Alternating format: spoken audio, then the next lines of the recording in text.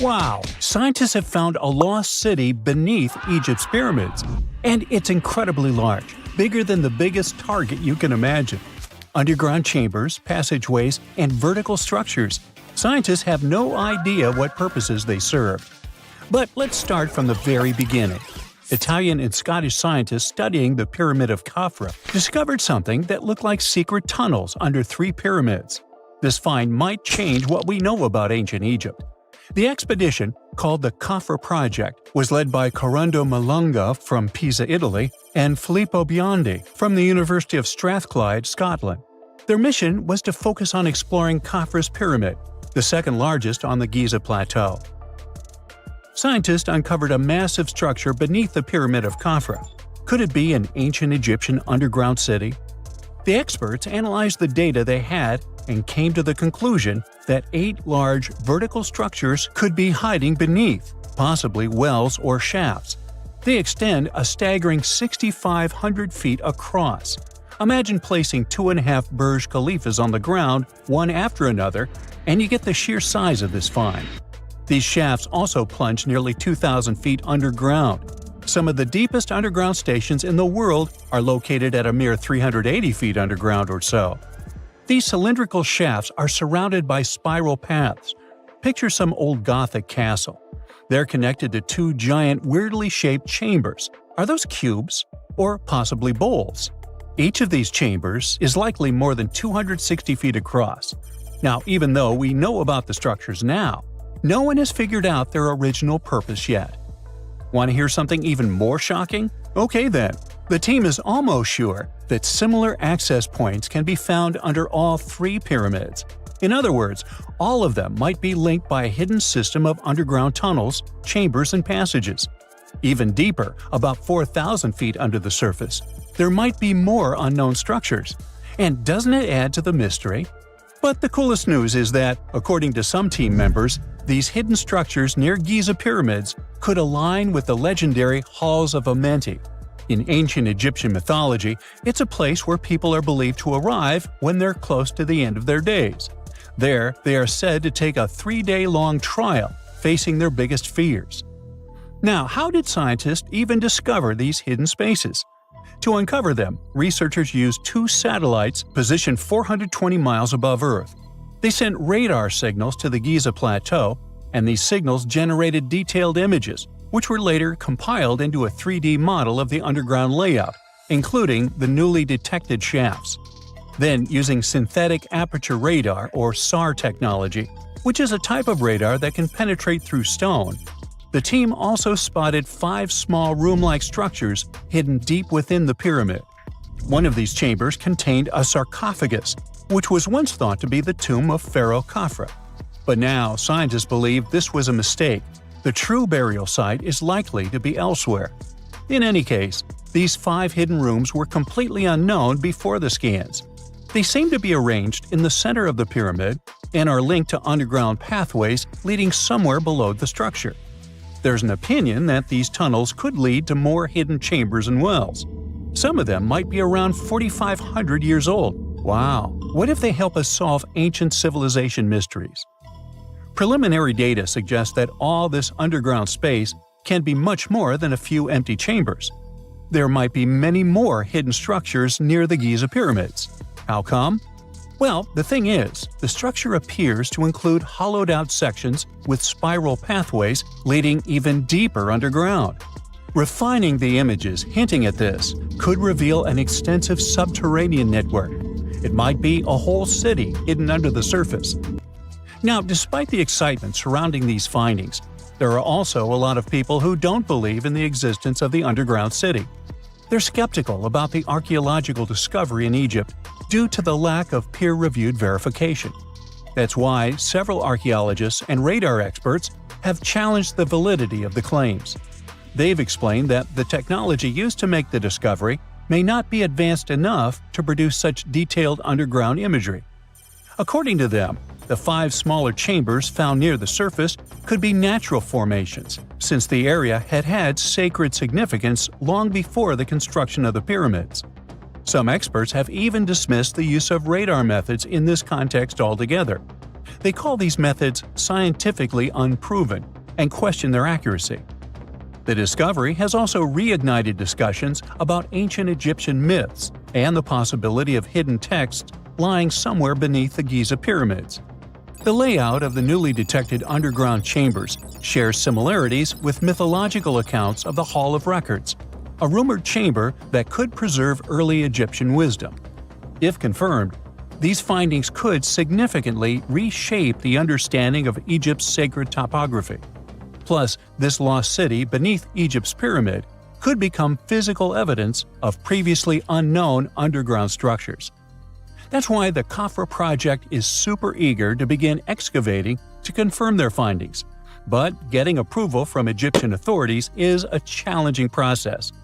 The discoveries still need to undergo peer review before they are accepted by the academic community.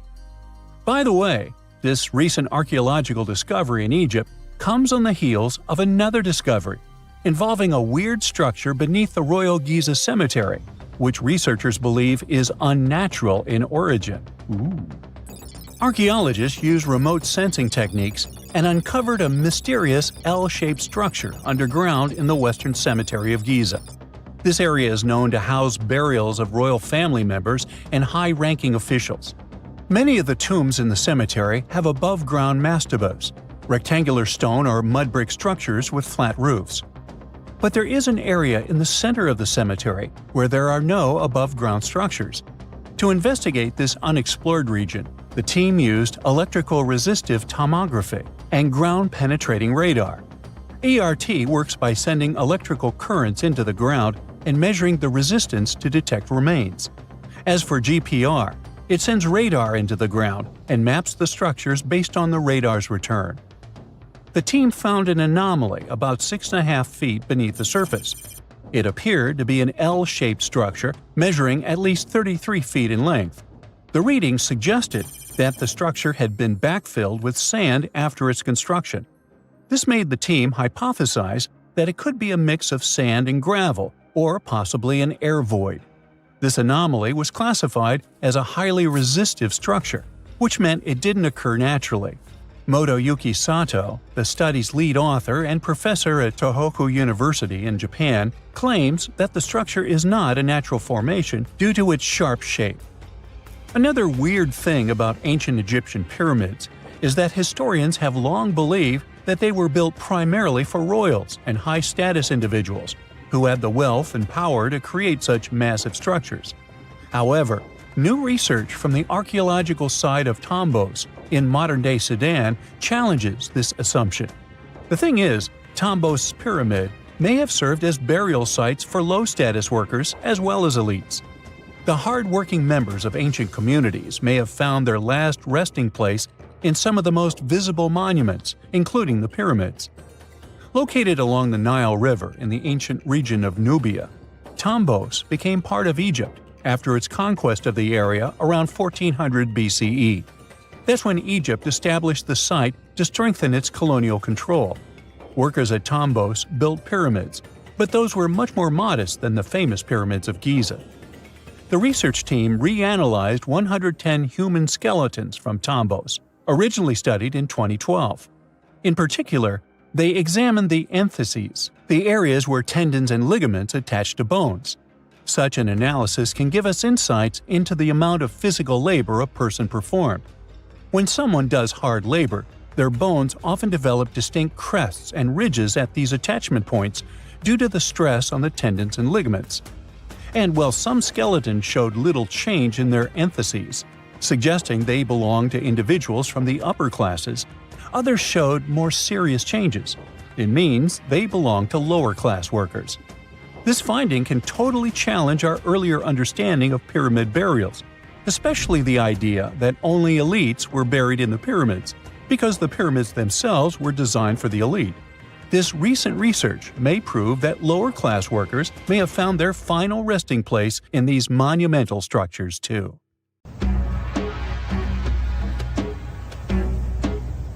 This is not a dune set. This is a very real desert in Niger. Jado was probably built by the nomadic Sao people and is filled with xars, which are fortified houses made of salt and clay, with giant walls and secret passages. Located deep in the desert, it was once a vital stop for trans-Saharan caravans, but is now a hotspot for smugglers and bandits. The site has been off-limits since 2002 due to its dangers. The origin of the Khazars remain a mystery. No archaeological studies have been conducted, leaving many questions unanswered. Even today, shifting sands reveal and conceal parts of these ancient ruins, fueling local speculation about what might still be hidden beneath the desert. Speaking of connective tunnels, scientists were blown away by the discovery of lava tubes in Saudi Arabia. These underground passages form when molten lava cools down. Researchers believe that ancient nomadic groups may have utilized these tunnels to survive the super harsh desert climates. While excavating the tunnels, archaeologists uncovered artifacts, rock art, and skeletal remains. The art and animal bones show that the people who used the tunnels were probably sheep and goat herders. They're still piecing together whether these groups lived in the tunnels for extended periods or just used them as temporary shelters. The Great Pyramid of Giza has been standing for thousands of years, but it's still hiding secrets. Using special scanning technology, scientists found two hidden structures under an ancient burial ground. The first is a shallow L-shaped structure, and below it is a much larger space that could be a final resting place or a chamber. The smaller structure was filled with sand on purpose, while the deeper one might be an empty chamber. Experts believe the two are connected, possibly as an entrance leading to a secret chamber. This is big news because it might give us some more insight into who built the pyramids and why. The world is full of ancient writing, but some messages refuse to give up their secrets, like the mystery of the Bash-Plemi tablet. This unusual stone, pulled from a lake in Georgia, is covered in symbols no one can read. Even with modern technology, experts are completely stumped. The tablet is about the size of a book, with 60 symbols carefully carved into its surface, but 39 of them don't match any known language. Some resemble scripts from ancient civilizations in the Middle East, India, and Egypt, but none are an exact match. To make things even trickier, part of the tablet is broken off, meaning a piece of the puzzle is missing forever. To rule out a hoax, scientists studied the tablet closely. They confirmed it's made of vesicular basalt, an extremely tough local rock. Whoever carved these symbols must have been really skilled. Based on similar archaeological finds, experts believe the tablet could date back thousands of years, possibly to the late Bronze or early Iron Age. Some symbols repeat, which could mean they're numbers. Maybe it's an inventory list, a record of battles, or even an offering to the deities.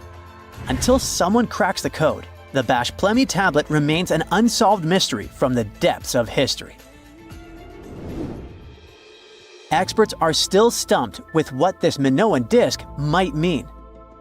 The Phaistos disk is one of the most mysterious finds from the Minoan civilization.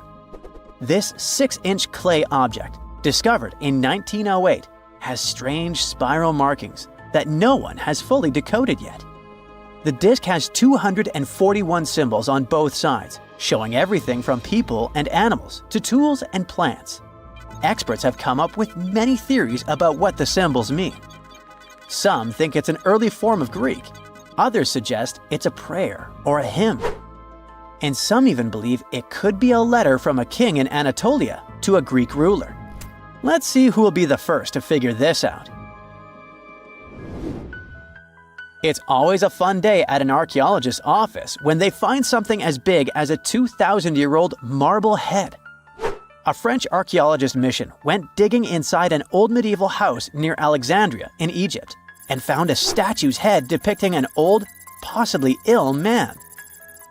This statue dates from the last Egyptian dynasty before it became part of the Roman Empire, and the site where it was found is associated with the likes of Cleopatra and Mark Antony.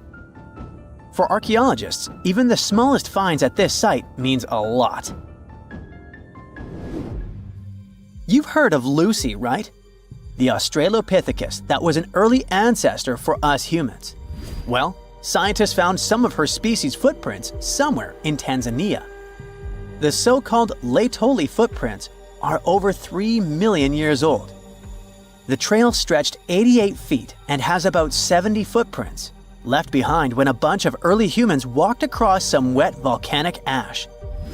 What's cool is that these early humans were already walking on 2 feet, like us, not all hunched over like apes.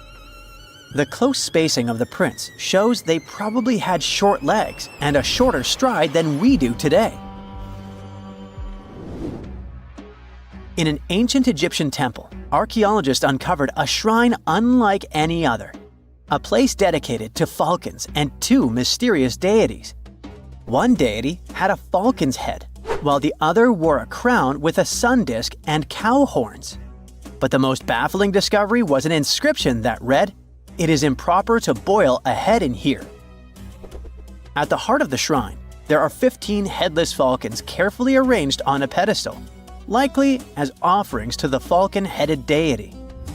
One theory suggests the birds were boiled first, perhaps to pluck their feathers, before being placed in the shrine, following the strange rule carved into stone. Archaeologists also found a 13-inch iron harpoon nearby. Its true purpose remains unknown, although the shrine also held remains of fish, mammals, and bird eggs, suggesting that the rituals may have included feasting. And speaking of ancient Egypt, meet Hathor. Scientists named her after the ancient Egyptian deity of motherhood, music, and singing. This wooden statue, housed at the Metropolitan Museum of Art, was thought to be just a beautiful artifact, until a surprising secret was uncovered. Using an X-ray machine, experts found a mechanical operating system inside it, with pulleys and axles connecting her shoulder to her left leg. When activated, the system made her hand raise and lower, an engineering marvel from over 3,000 years ago. The statue was created during Egypt's Middle Kingdom, around 1800 BCE, and is often compared to 19th century automata due to its advanced design. It's believed the statue was used in religious ceremonies, symbolizing Hathor's role in dance and music. An unexpected discovery happened in northern Kuwait, where a Kuwaiti-Polish team uncovered a mysterious 7,500-year-old statue. The statue features an elongated skull, no mouth, narrow eyes, and a flattened nose. This feature is thought to be an Ophidian figurine, named after the Greek word for snake, and it was likely made by the Ubaid culture, a civilization known for their pottery skills. While no one knows exactly what role this weird statue played, it might have been linked to rituals or symbolic practices. Some scientists think these figurines, found in homes or final resting places, were tied to important cultural beliefs. We couldn't mention unresolved mysteries of this world without speaking about these elongated skulls. In the deserts of Peru, researchers uncovered 5 ancient skeletons, 2 with unnaturally elongated skulls. While head shaping was common in many cultures, these skulls defy explanation. Local legends tell tales of the so-called Gentiles, a mysterious race banished underground by the powerful deities. Some say this is what the skulls represent. Others think this is some type of genetic anomaly, which was confirmed after finding an infant skull, too large to be artificially shaped. X-rays are a type of invisible radiation that can pass through our bodies and objects. They're very important in the field of medicine because they allow doctors to see inside our bodies without having to perform surgery. Now, let's dive into how X-rays work. They're a kind of electromagnetic radiation, just like light or radio waves. However, they have much higher energy than light, which makes them able to go through objects that light cannot. Imagine you have a powerful flashlight. If you try to shine it through a wall, the light won't go through because the wall is too thick. But these rays have enough energy to go through walls and even our bodies. The discovery of X-rays happened by accident in the late 19th century. A scientist was experimenting with cathode rays, which are a type of radiation. He was working in his lab and noticed that a nearby fluorescent screen started to glow, even though it was not directly exposed to the cathode rays. He realized that something invisible was causing the fluorescence, and he named it X-ray, because X is the mathematical symbol for something unknown. He continued experimenting with such rays and discovered that they could pass through many objects, like flesh and bones, but not through denser materials like metal. He also found that X-rays could create images on photographic plates, just like a camera takes pictures. The way this works is quite fascinating. Imagine you're standing in front of a bright light and you hold your hand in front of your face. Your hand blocks the light and you can't see through it. But if you place a sheet of tissue paper in front of your hand, some light will pass through, and you'll be able to see the outline of your hand. X-rays work in a similar way. When a doctor wants to take an X-ray of a part of your body, they will ask you to stand or lie down next to a machine. This device has a special plate that can capture the image. Let's say the doctor wants to further examine your arm. They will place the X-ray plate on one side of your arm and the machine on the other side. Then, the machine will produce a controlled burst of X-rays that pass through your arm. Remember how we talked about the tissue paper allowing some light to pass through? Well, in this case, some of those X-rays will go through your arm, while others will be absorbed or blocked by the denser parts of your body, like bones. The plate captures the X-rays that pass through your arm, and it creates an image. This image shows the bones and other structures inside your body, allowing the doctor to see if there are any problems or injuries. Now, you might be wondering why X-rays can pass through some things but not others. It has to do with the density and composition of the objects. Denser materials like bones absorb more X-rays, so they appear white in the image. So when you look at the result, you'll see your bones as white shapes. Other tissues like muscles and organs are less dense and allow some of those rays to pass through, so they appear as gray shadows. What if I told you there's a whole new way you can peek inside objects, but without using X-rays? I'm not talking about magic powers. Take a comfortable seat while I explain what mutography is. This fascinating scientific technique allows us to see inside objects and even beneath the Earth's surface using a special type of particle called a muon. These elementary particles are very similar to electrons, but they're much heavier. They are created high up in the Earth's atmosphere when cosmic rays, which are particles coming from space, collide with the air molecules.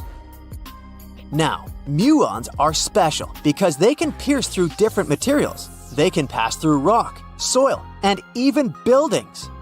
Scientists realized this potential back in the 1950s when they were studying cosmic rays and noticed that some of the particles could pass through thick materials.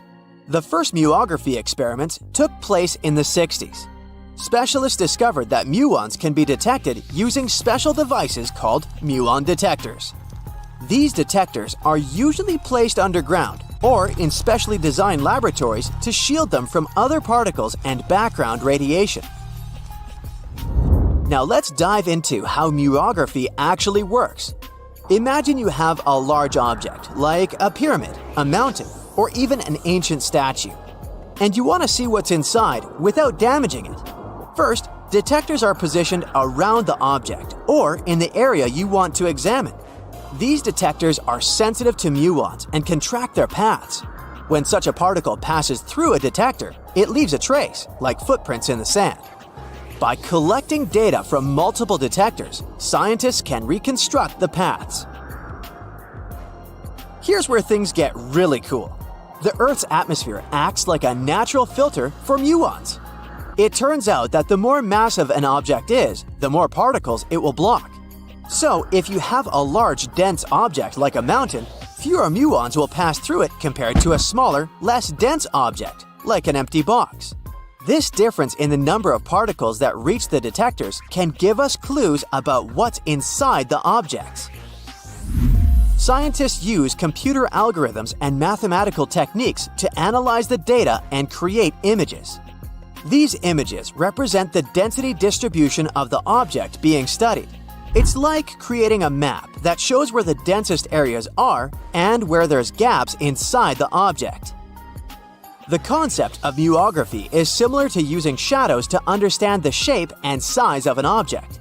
Imagine you're standing in front of a bright light and you place your hand between the light source and a wall. You'll see a shadow of your hand on the wall. Based on the shape and size of the shadow, you can get an idea of what your hand looks like, even though you can't see it directly. This technique has been used to study various objects and structures.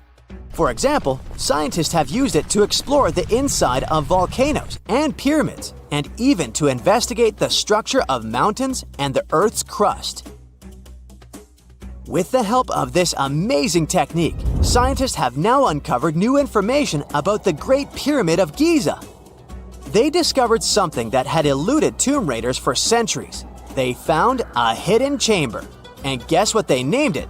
The Big Void. Yeah, I know, not the most creative name.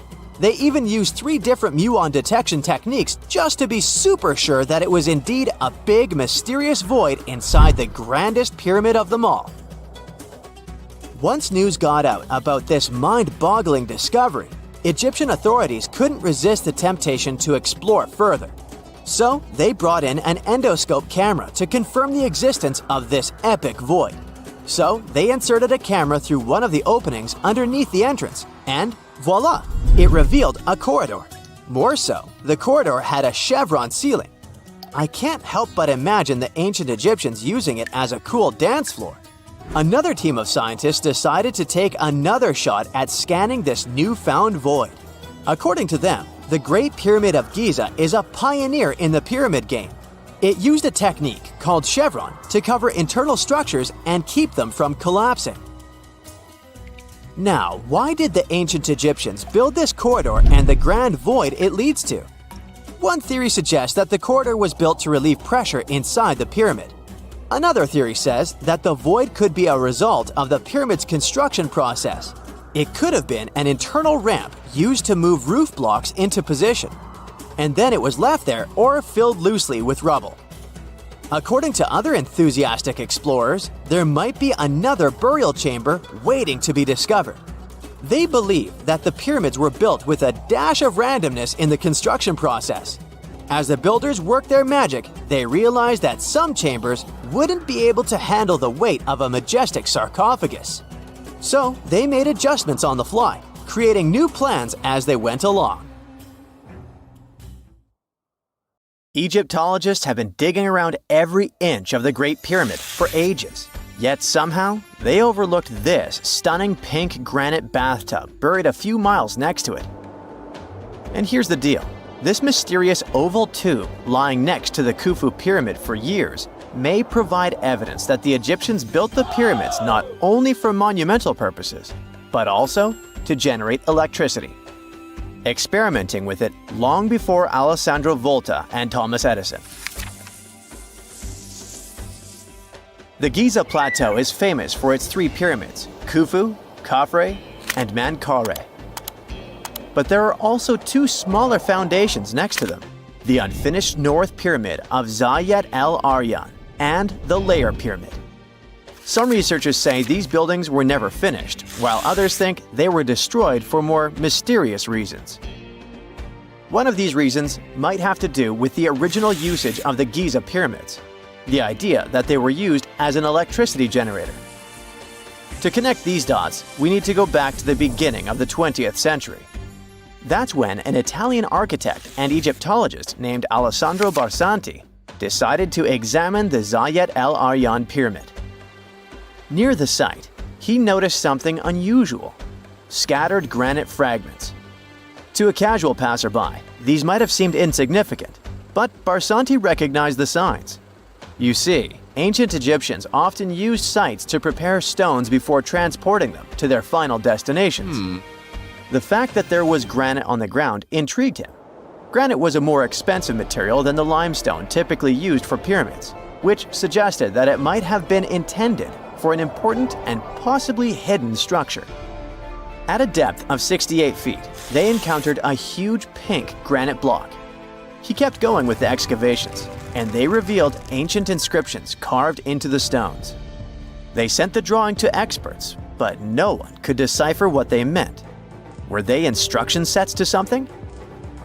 That's when Barsanti made his biggest discovery.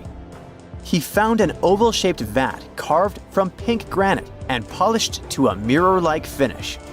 The thing is, the vat had been carefully sealed. When they opened it, they found a thin black residue along the walls. I'm thinking something in the lines of a black oily substance. This discovery raised many questions for him. It didn't make sense to him that ancient Egyptians would go above and beyond to seal and protect this strange vat. By 1911, Barsanti had to abandon his effort to figure out what was the deal with that mysterious pit. But his findings intrigued researchers all over the world, and they've got their own opinions about it. One of these modern theories suggests that the other pyramids could have been used as a part of a bigger whole. It suggests that the Khufu pyramid was actually used as a water pump designed to irrigate the desert area. Apparently, the pyramid's internal chambers would function as a hydraulic system. In the 1990s, an engineer took this theory seriously and studied the pyramid's subterranean chamber. Surprisingly, he found actual signs of water damage. Apparently, the pyramid generated powerful compression waves, aka pulses, that could create electricity. This raised an important question. Could the ancient Egyptians have used the pyramids as a generator in order to produce electricity? On paper, that was proven to be possible, but hey, agreeing on the original use of the pyramids is probably one of the most difficult things in the world. So, we're still not 100% sure about this. Apart from that, Egypt is a playground for important discoveries regarding humanity's past. I mean, scientists have just discovered what looks like a cosmic command center, similar to that room from the Doctor Strange movies. They discovered an L-shaped astronomical observatory, measuring around 9,000 square feet, dating back to the 6th century BCE. Definitely the first and largest of its kind from that era. The mud brick structure housed tools used for calculating dates related to ancient Egyptian rites, royal coronations, and agricultural plans. This observatory is located in the archaeological site known as the Temple of Phuto, just 50 miles east of Alexandria. It's pretty impressive. The structure was designed so that you'd get inside the room through an east-facing entrance. This way, you'd get to see the sunrise. Once inside, you'd find a pretty huge shadow clock, used to tell time by tracking the movement of shadows inside the room. This variant of a sundial clock was nearly 16 feet long. That was quite an exciting discovery. Another interesting one was that scientists and Egyptologists have discovered the first ever pregnant mummy. Now, even if we know quite a lot about mummification processes, we keep making discoveries that open new doors into the lives of ancient Egyptians. It took so long for someone to find out this mummy was expecting at the time she was embalmed because she was placed in a male's coffin. More specifically, a male priest. Historians say that during the 19th century, a lot of traders mixed coffins up in order to sell them. Yes, that means they opened them and switched mummies to please their buyers. It was a complete surprise because they were hoping to study more about ancient health issues when they opened this coffin up. But they had another special research on their hands: prenatal practices in ancient Egypt. This mummified woman who lived about 2,000 years ago was from 20 to 30 years old when she passed away. She was found in Thebes, and her remains were incredibly well preserved. You see, mummification recipes varied across Egypt. In this woman's case, researchers could tell she was a member of the high society since she was buried with special amulets. But since mummification methodologies differed so much between cities and time periods, they still have to dig further to understand why she was embalmed along with her baby. Speaking of mummies, scientists were digging up a final resting place in Saqqara, also in Egypt, and they unearthed two embalming workshops. One was for humans and the other for sacred animals. Apparently, the workshops date back to about 2,400 years ago. They were equipped with stone beds, clay pots, and ritual vessels. Everything you needed to mummify. But that's not all. Archaeologists also stumbled upon cheese stored in jars behind tombs that were over 3,000 years old. Yep, cheese. This shows that the ancient Egyptians were pretty savvy when it came to preserving food, too. They knew how to store stuff for the long haul, not just the mummies. It really shows how they applied their preservation skills to both food and bodies, giving us a glimpse into their impressive technological know-how. Scientists have also found one of Egypt's oldest complete mummies, and to their surprise, it was completely covered in gold. You see, Egyptian mummies covered in gold are already a rare thing, but they weren't expecting it to be the oldest one ever found. The mummy was quite well preserved, and they could identify that it was the remains of a wealthy man called Hekashepes. Many symbols show that he was important and wealthy, like the band he wore on his head and the bracelet on his chest.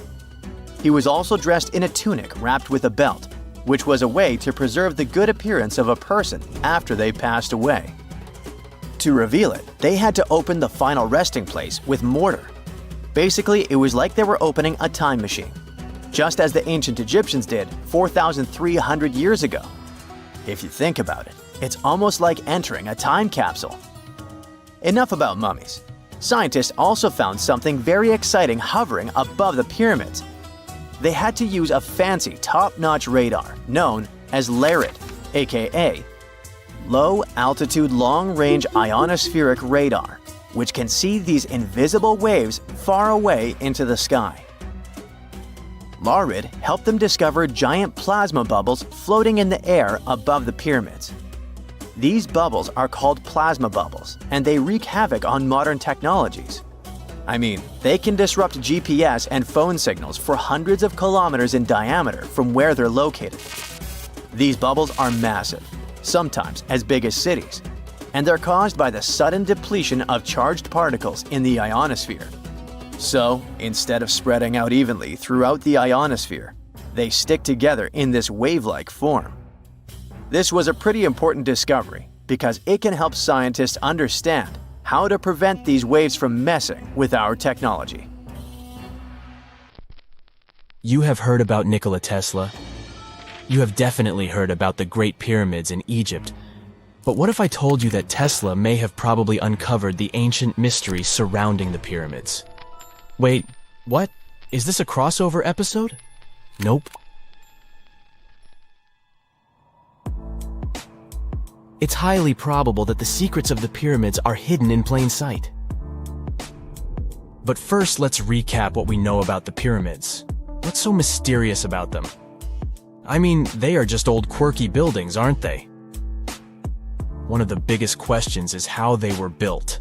Some people think that the pyramids were created by people using only their hands and muscles. But others think that there might have been some kind of crazy energy source that we don't know about yet. Like, what if aliens helped out or something? Just kidding, but this idea of some unknown energy source being used to build the pyramids has been around for ages. Even in old texts, like the pyramid texts, it talks about how the gods gave us something to build a great power. So maybe there was something really powerful and mysterious going on back then? Who knows? Back in the early 1900s, he got obsessed with the Great Pyramids of Egypt. He read numerous books about these ancient structures and was blown away by how much energy they seemed to have. At that time, not many people knew much about electricity, and Tesla started to wonder if there was some kind of advanced tech hidden in the pyramids. He had an idea that the power of the pyramids had to do with electromagnetism, and he put a lot of time and effort into trying to figure out the mystery. Tesla had some pretty unusual theories about the Great Pyramids. He thought that they could actually store and move electricity, which could then be used to power up the areas around them. He also had this theory that the pyramids were built using some kind of crystal energy. He believed that the chambers inside the pyramids could have these super powerful crystals that could control the electromagnetic fields. But that's not all. Tesla also had this idea that the materials used to make the pyramids had properties that allowed them to trap energy from the sun and the moon. And not just a little bit of energy. He thought that the pyramid could actually create this massive energy field that could light up whole cities or even brighten up dark places. He thought that the pyramids could be used as giant power plants to generate electricity and run machines. Tesla even believed that the pyramids were somehow linked to cosmic energy, which could be used for spiritual enlightenment and healing. How very new age of him. Anyway, Tesla wasn't just pulling these ideas out of thin air. He was seriously into studying everything he could about the pyramids, from ancient artifacts and texts to hieroglyphs and drawings. And he came up with this idea that the pyramids were designed to be energy amplifiers, and some kind of unknown energy source was used during their construction. Some people thought Tesla was eccentric for coming up with these theories, but his ideas have actually had a huge impact on the way we think about the pyramids today. Researchers and scholars have been digging into his theories for years and using them to uncover some of the biggest mysteries surrounding these ancient structures. For example, recently scientists have used theoretical physics to investigate how the Great Pyramid of Egypt would react to certain radio waves. They found out that if the radio waves were a certain length, the pyramid could concentrate the energy inside its rooms and focus it under its base. The scientists did lots of calculations to figure this out. They first thought about what radio wavelengths would work best. Then they made a model of how the pyramid would react to the waves. They figured out how much of the energy from the waves would get absorbed or spread out. Lastly, they checked how the energy would move around inside the pyramid when the waves hit it. To help explain all of this, the scientists used something called multipole analysis. This is when you take a complicated object and break it down into simpler parts. Then you can see how each part interacts with the energy that's coming in. It's like taking apart a puzzle to see how each piece fits together. The researchers are interested in how all of this can be used in the future. They want to make really tiny particles that can do the same thing as the pyramid, but with light. By changing the size, shape, and the material of these particles, they can control how the light moves around them. This can be really useful for things like making tiny sensors or super efficient solar cells. The scientists had to make some guesses when they were doing their research. They assumed that there weren't any hidden spaces inside the pyramid, and that the material used to build it was all the same. But even with these guesses, they still made some pretty impressive discoveries. But the pyramid study is not the only proof that Tesla was ahead of his time. There are more Tesla's projects that seemed unrealistic at the time, but that scientists and enthusiasts reevaluate and try to implement today. Let's talk about Tesla's most ambitious project, the Wardenclyffe Transmission Tower. Back in 1900, Tesla was already a big shot when it came to electrical engineering in America. People were blown away by his amazing inventions and the fact that he managed to outdo Thomas Edison in the battle of currents. However, Tesla wasn't content to rest on his laurels. He decided to embark on his most ambitious project yet, the transmission tower at Wardenclyffe. It was built between 1901 and 1905, and it was based on one of Tesla's breakthrough ideas. He had a vision to make the impossible possible by creating a global wireless communication system. It would use Earth itself as a conductor, transmitting music, news, stock market reports, secured military communications, and even facsimile images. Does it sound familiar? Right, it sounds just like the internet that we use today, only without the use of any wires. But Tesla had a much bigger dream in mind, to transmit power wirelessly. He already proved that high-frequency signals could be sent without any wires using his Tesla coil transformers, and this sparked his obsession with wireless energy transmission. His vision was to not only transform the way we communicate, but also to find a way to transfer power currents globally by tapping into the Earth's natural energy. Tesla believed that there was an abundance of free energy all around us that could be used for humanity's benefit. In 1899, he conducted some top-secret experiments and got convinced that it was possible to transmit electrical power through the Earth's upper atmosphere. This is actually how the Wardenclyffe Tower was created. It was supposed to be the prototype station for a network of towers all over the globe that would provide the whole world with wireless energy. Unfortunately, Tesla didn't have the resources or the patience of his investors to bring this project to fruition. It ran into all sorts of financial problems and roadblocks, and in 1917, the unfinished tower was finally torn down for scrap metal to pay off Tesla's mounting debts. Now it remains a sad reminder that even the greatest minds can sometimes fall short of their dreams. The original red brick laboratory, however, is still there, and it is the only Tesla lab that has survived. Fun fact, in 2017, a film crew made a crazy discovery. They used ground-penetrating radar to explore the area around Wardenclyffe, and they found a whole series of tunnels stretching for hundreds of feet underneath the site. Nobody knows exactly what these tunnels were used for, but people have been speculating for years that they were part of Tesla's grand plan. Wardenclyffe, of course, is a major landmark for Tesla enthusiasts from all over the world. Who knows? Maybe someone will finally crack the mystery of the tunnels one day. But even if they don't, the legacy of Tesla and his amazing ideas lives on. There are mysterious plasma bubbles floating around the pyramids of Giza. As bizarre as that might sound, let's get one thing clear right off the bat. There's nothing extraterrestrial going on here. Plasma bubbles are those weather anomalies that form in a layer of Earth's atmosphere called the ionosphere. This is an invisible layer surrounding our planet that stretches roughly from 50 to 400 miles above Earth's surface, right at the edge of space. In this layer, the sun, being the giant hot power that it is, basically cooks gases, splitting them into electrically charged particles called plasma. Here's where it gets interesting.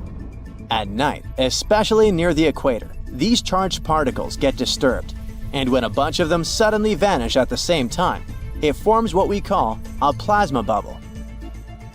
Imagine it like a big empty pocket where the plasma is missing or its quantity is lowered. But it's only considered a plasma bubble if this phenomenon occurs on a large scale, typically around 62 miles in size. If you're already packing your suitcase for Egypt and have put binoculars to look at the tips of the pyramids, I'm sorry to say that we can't see these plasma bubbles with the unaided eye. It's all happening way above our heads, completely invisible to us. Scientists need to use special equipment, like the Latitude Long-Range Ionosphere Radar, or LARID, to detect these bubbles. This advanced technology helps researchers track and observe the movement and formation of plasma bubbles in real time. This formation, by the way, can be triggered by solar storms. That brings us to November 2023, when an impressive solar storm occurred. On a scale from 1 to 5, this one was classified as a G3, which is considered a strong event. Solar storms occur when sunspots are basically cooler, darker areas on the sun's surface, release bursts of energy into space. These flares triggered several geomagnetic storms on Earth. While this might sound like doomsday stuff, it didn't disrupt our daily lives too much. In fact, it was great news for skywatchers, since the solar storm created stunning auroras, with the northern lights visible as far south as Greece and Turkey. But this particular storm in 2023 also had another interesting consequence. It caused the largest plasma bubble ever recorded by the Chinese radar. This phenomenon was so massive that it covered regions as far apart as the Egyptian pyramids and the Midway Islands in the Pacific Ocean. Now that's a huge distance, and it is a big deal for science. And that's because plasma bubbles are a growing threat to modern technology. Experts say they can disrupt satellite communications and GPS systems. So if you're using Google Maps or Waze and suddenly it can't figure out where you are, a plasma bubble might be to blame. Great. We now know what's going on with those bubbles, detected above the pyramids of Giza. But things get even weirder inside this ancient construction. Apparently, the Great Pyramid of Giza has the ability to concentrate electromagnetic energy within its interior. A couple of years ago, a group of researchers decided to see what would happen if they took this ancient architecture and hit it with radio waves. I mean, waves that are similar to the kind your phone uses, but on a much larger scale, up to 1,900 feet long. But since they couldn't just start blasting radio waves at the actual pyramid, they did the next best thing: computer modeling. Using these simulations, the researchers discovered something incredible. The Great Pyramid can actually concentrate electromagnetic energy within its internal chambers, as well as underneath its base, where an unfinished chamber is located. By concentrate, I mean something like trap it. For example, when you shout into a cave, you hear your voice echo back, right? The sound waves don't just disappear, they bounce around and get focused. Similarly, when radio waves hit the pyramid, they don't just pass through or around it. Instead, they get absorbed, bounce around, and focus inside and underneath the pyramid. Our list of mysterious phenomena surrounding the Egyptian pyramids doesn't end there. Inside the pyramid, there's a long, narrow passage that leads to what's known as the King's Chamber. This room sits at the center of the pyramid, and it's believed to have been the final resting place of Pharaoh Khufu, the ancient Egyptian leader who commissioned the entire thing over 4,000 years ago. When visitors step into the King's Chamber, two things normally strike them: the room's incredible acoustics and its heavy, imposing structure, which is entirely lined with red granite. Recently, scientists have started to connect these two facts. Some researchers now believe that the King's Chamber might be able to catch or pick up sound energy generated from other parts of the pyramid. In other words, this room might have been designed to amplify sound in a way that no other chamber in the pyramid can.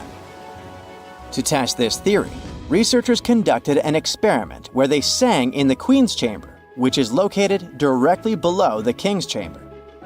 Here's where it gets wild. The music couldn't be heard in the lower underground rooms of the pyramid, but it sounded loud and clear in the King's Chamber. One possible explanation for this is the type of stone used in the King's Chamber: pink granite. Granite is known for its piezoelectric properties, meaning it can absorb energy from its surroundings, like sound vibrations, and convert it into electrical energy. This suggests that the chamber's unique acoustics might be due to more than just the shape of the room. It could be that the granite itself plays a role in amplifying and concentrating sound waves. According to scientists, these discoveries open up a whole new field of research into the pyramid's potential. Could the ancient pyramids have somehow harnessed the energy created by sound waves, or even Earth's natural vibrations? It might sound far-fetched, but considering the granite's piezoelectric properties are well documented in modern science, it's not entirely impossible. Who knows? Maybe we've only just scratched the surface of what the pyramids were truly capable of. Speaking of just scratching the surface, there's even more to think about, like how the pyramids ended up in such a perfect location. It seems the builders lined up the Great Pyramid with the cardinal points, meaning its sides are almost perfectly aligned with the four main directions: north, south, east, and west. There are many theories about how they did it, but one study suggests that Egyptians might have used the fall equinox to achieve this perfect alignment. During the equinox, the sun rises and sets directly in the east and west. It probably made it easier for builders to use the sun's position as a guide. By watching the sun during this time, they could make sure the pyramids were positioned just right. If we think about all these strange things about the pyramids, I mean their perfect alignment, the ability to concentrate radio waves, and the materials used in the chambers that might generate electrical energy, could the real purpose of the pyramids actually be much more complex than just being tombs? Well, Nikola Tesla thought so. It is said that the famous inventor and engineer was kind of obsessed with the Egyptian pyramids, and he wondered if they might actually be giant energy transmitters. He believed the shape and position of the pyramids could help them function as huge generators, capable of producing free, limitless energy. Some researchers agree with Tesla and believe that these massive monuments might have been designed as giant power plants. According to their theory, builders could have figured out how to move ions, those electrically charged particles in the atmosphere by placing materials like copper, gold, and silver around the pyramids. So, it's definitely possible that the ancient Egyptians created a sustainable, renewable power source. Although this is a very interesting thought, we haven't been able to confirm this theory, and the true purpose of the pyramids remain one of humanity's biggest mysteries. Secant, cosine, tangent, sine, 3.14159. Yeah, that was the cheer we heard coming from the trigonometry club back in the day. For the rest of us in math class, terms such as sine, tangent, and pi were just bewildering. Who invented these and why? Was their only purpose to make it harder for students? Well, not quite. Trigonometry was invented by the ancient Egyptians. They needed this knowledge to construct pyramids, and they did a pretty good job too.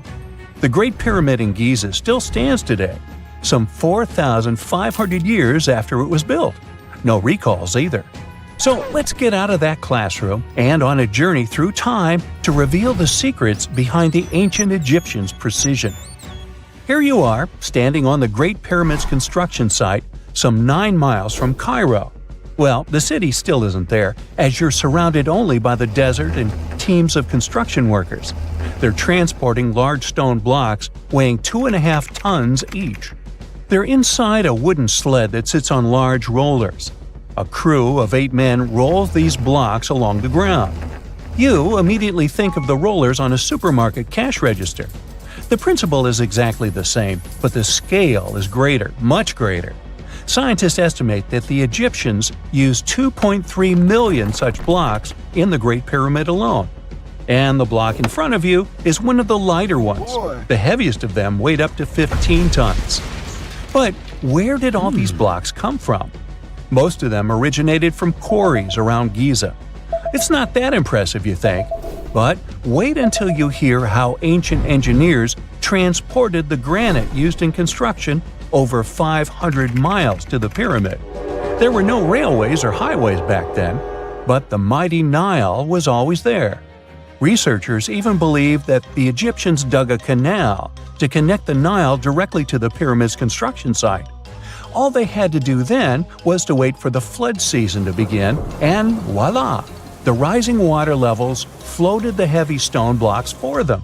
But how did they lift the enormous stones on dry land to stack them up to the top? Did they use oversized cranes? Well, ancient Egyptians worked around this problem, literally speaking. One of the workers is now pointing to the giant ramp going around the pyramid they're building. This is how a mountain road zigzags its way to the top. If the ramp went directly to the top of the pyramid, then workers couldn't pull the stone blocks along it. It would be too steep.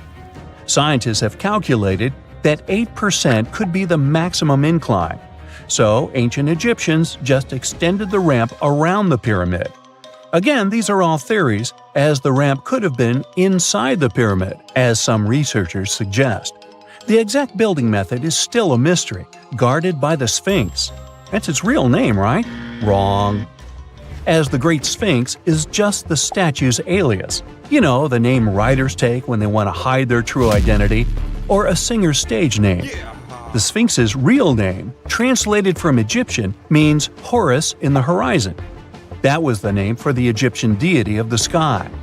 The trail of mystery doesn't end there. As a man walks past you with a bucket of paint, he's going to add a touch of color to the Great Sphinx. Researchers found specks of this red color next to its ear. That was some strong paint, as it survived for thousands of years. You are now standing straight in front of the Sphinx. You look up. It's very tall, right? 66 feet to be precise. Now resist the urge to take a selfie. You can do it. Now you notice something else. It looks like the Sphinx is in the center of a giant triangle in the back. That's one side of the Great Pyramid. And no, your eyes are not playing tricks on you. The Sphinx really does sit in the center of the pyramid's lateral face. Here's where math comes in handy. A pyramid has 4 sides, called lateral faces. There's also a 5th face, the base, but that's not visible. It's, wait for it, face down. The Sphinx has one last mystery to reveal: its age. Scientists agree that Pharaoh Khafre built the Sphinx. He ruled after his father, who had built a great pyramid nearby. So both structures were finished around the same time. Let's talk about numbers again. You've heard of Cleopatra, the Egyptian princess described as a woman of great beauty. Hello? She saw the pyramids, but she lived closer to the time of the first iPhone than the time of the people who built the pyramids. Fascinating, right? You can see thousands of people around you. They're working hard to build the pharaoh's tomb. But how many of them are there exactly? One Greek philosopher estimated there were as many as 100,000 workers. Seems like an okay number for such an enormous structure, but it can't be true. Science simply can't back up this number. Egyptologists put the total number of workers at 30,000. And yes, Indiana Jones was one of them, at least on the big screen, but he showed up late. Egyptologists know a lot about the pyramids, but not everything. Not because they don't want to, but because they haven't yet dug up enough evidence. They can only guess how the building process went. First, engineers would arrive to choose the right spot and do the necessary measurements. That's why they needed all that complicated math. Then, it's time for sourcing the material, the large stone blocks I mentioned earlier. When boats deliver them to the site of the future pyramid, workers can finally do their thing. They operated in smaller groups, but there were at least 2,000 of them chiseling and carving away at any given time. Sounds like a typical construction site today? Well, that's because it is, just thousands of years ago.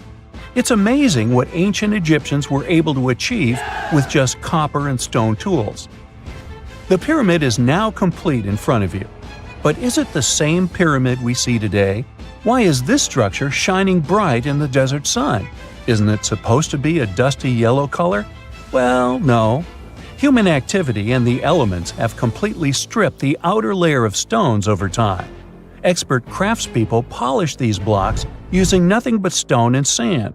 The end result was a smooth and shiny rock. On the day it was completed, the Great Pyramid of Giza was a perfect triangle of light.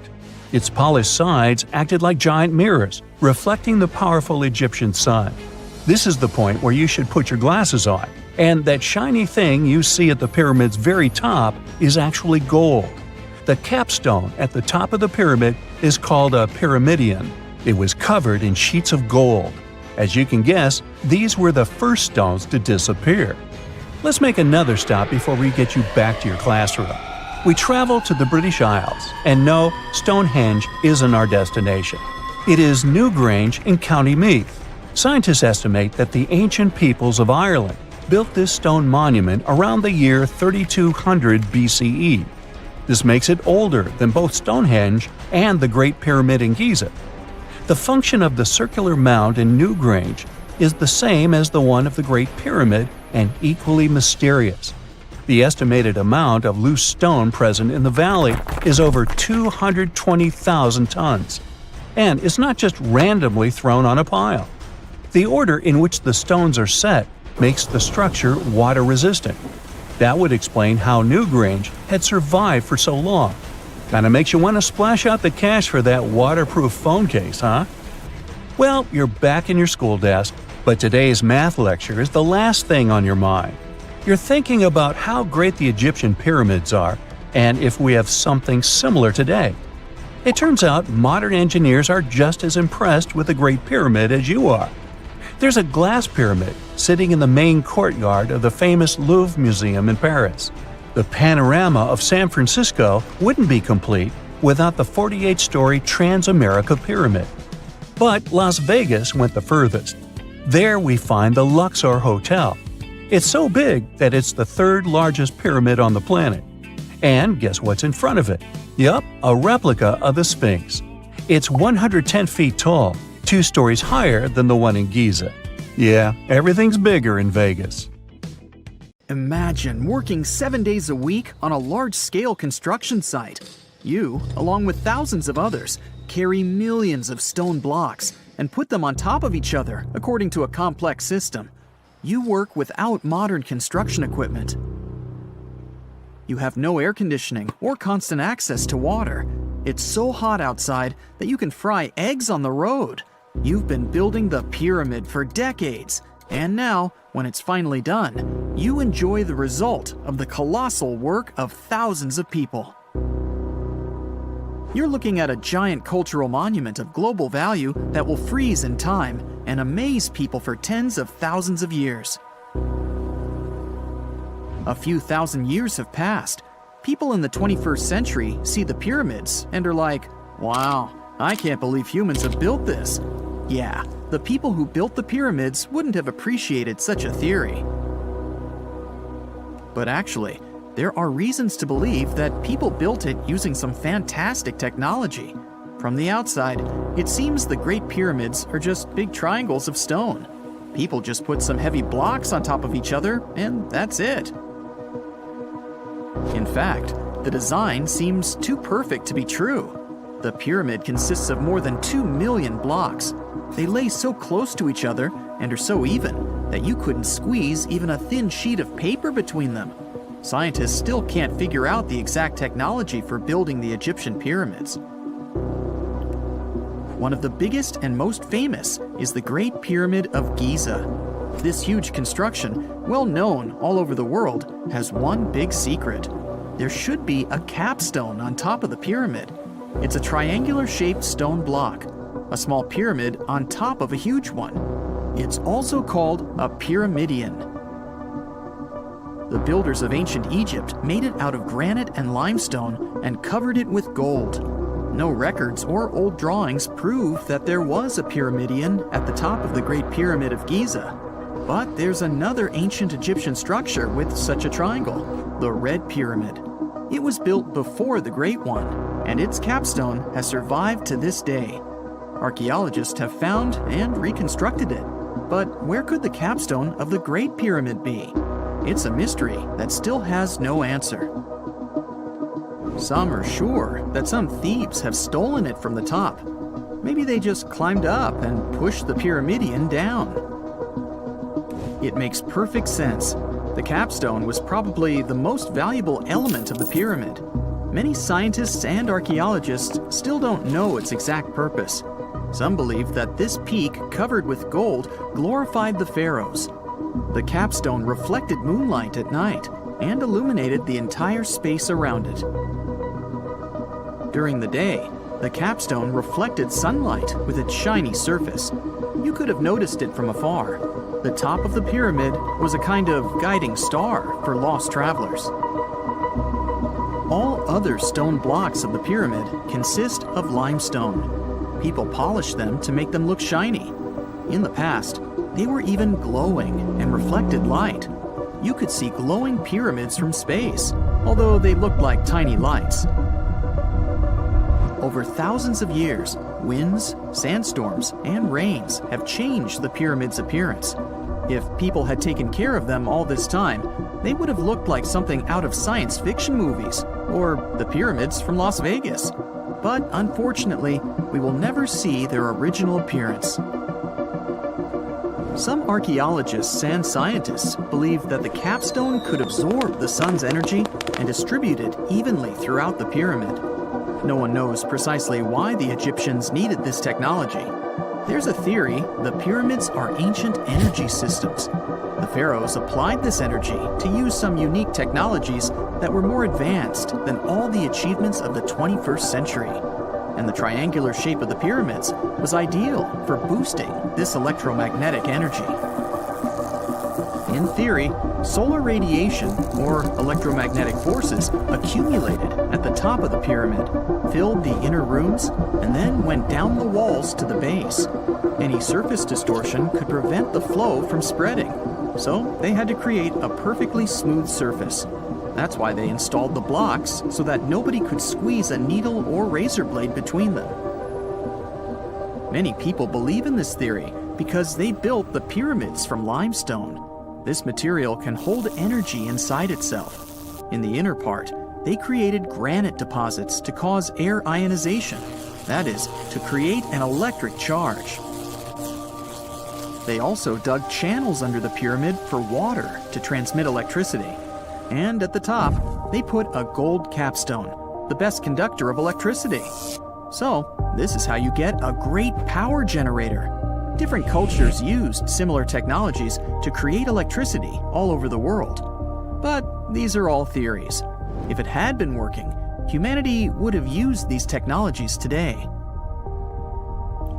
There are mentions of the metal industry, chemistry, engineering, physics, mathematics, and astronomy in some ancient records. Most scientists don't believe in all these things. We know the detailed stages of the technology's development in different cultures. In the 21st century, scientists, historians, and anthropologists can track the evolution of all modern devices. If people had created some technological inventions in ancient times, the history of the world would have looked different. Perhaps all the achievements of antiquity could have been wiped off the face of the earth by global cataclysms, and it can happen to us. Just imagine how people would dig up a laptop in 5,000 years. Perhaps they wouldn't understand what kind of device it is. Another Egyptian wonder surrounded by mystery is the statue of the Sphinx. The Egyptians carved it out of a single massive piece of limestone about 4.5 thousand years ago. But scientists still don't know the exact date of its construction or who built it. People painted the Sphinx in different colors, so it looked much brighter and more vivid in the distant past.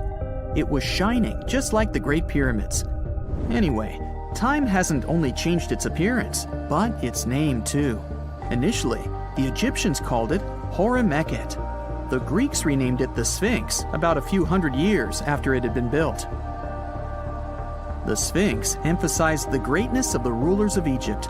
It also performed a symbolic function of a watchdog guarding the tomb of the pharaoh and the paths leading to it. This version sounds realistic, since archaeologists have discovered many secret entrances at the foot of the Sphinx. Perhaps these rooms and intricate tunnels lead to underground halls with treasures. And treasures don't always mean gold and jewelry. According to legends and theories, the Sphinx guards the Hall of Records, the storage of all humankind's knowledge. The information about the ancient mythical state of Atlantis could be there. You can find many detailed maps of the internal dungeons of the Sphinx on the internet. They show structures 12 stories deep under the statue. It looks like a small city filled with gold, scrolls of knowledge, and various ancient artifacts. But don't believe all these maps. These are just theories. Several thousand years have passed, but people have very little information about it. Archaeologists know that there are still many strange and exciting things about the Sphinx that are still undiscovered. Some locals are afraid to research because they believe they can awaken something terrible from the underground depths. Therefore, it's mostly scientists from other countries who conduct the excavations. In 1998, scientists discovered strange tunnels leading to empty rooms under the Sphinx. They realized that some people tried to get there through tunnels in the past, and maybe those people took all the treasures that were there. One of the legends says that some powerful artifact lays beneath the Sphinx. Its technology can change the whole world, but the locals are hiding it because it can damage the planet. Some believe that you can find evidence of unknown technologies painted on the granite walls in the pharaoh's tombs. But most likely, these paintings and signs tell us the myths and legends of ancient Egypt. But what if Egyptian symbols and drawings are detailed instructions for using ancient technologies? What if the locals that lived at that time thought, people in the future won't be able to get energy themselves. Let's leave some detailed instructions for them. Anyway, there are many riddles and theories. In reality, the search for answers is a dangerous undertaking, since it's not easy to get into the underground halls. Excavations can ruin the structure of the entire Sphinx. Any person inside the tunnels may get lost and never be able to find their way back. Besides, it costs a lot of money. Now, what would be awesome is if people could invent some device that could scan underground areas and show their detailed models. Something strange is lurking beneath the sands of Giza, and scientists have no idea what it is. Archaeologists just found a hidden structure near the Great Pyramid using advanced ground scanning technology. What's inside? Nobody knows, but excavations are already underway. The Great Pyramid of Giza is one of the most famous monuments on Earth, but it doesn't stand alone. It's surrounded by an ancient necropolis, a massive royal graveyard filled with tombs and monuments. They belong to pharaohs, nobles, and other high-ranking officials. Most of these tombs are above the ground. They're called mastabas, rectangular, flat-roofed tombs built from limestone or mud brick, and they've been studied for decades. But from old movies, we know that these weren't simple graves. They have deep vertical shafts leading to underground burial chambers, where the past was sealed away for eternity. And recently, archaeologists found one curious empty space in the cemetery, a completely unexplored patch of ground. No mastabas, no visible ruins, nada. For years they ignored it, but between 2021 and 2023, they decided to investigate. They didn't dig though. Instead, they used a technology that kind of acts like X-rays for the ground. These radars let scientists see the secrets hidden there. And there was something hidden beneath the sand, something deliberately buried and forgotten. A two-part underground structure. One part was shallow and L-shaped. It's about 33 feet long and buried just 6.5 feet deep. But below that, a deeper, more mysterious anomaly, a structure completely different from anything else in the area. They called it a highly resistive anomaly, which means it's dense and solid, likely made of stone, sand, or even metal. And still, no one has a clue what's inside it. Now, it's clear that humans made the L shape. It wasn't formed by nature. And the shallower structure might have been an entrance to whatever is hidden below. But they only have some theories about what might be hidden there. It's also filled with sand and gravel.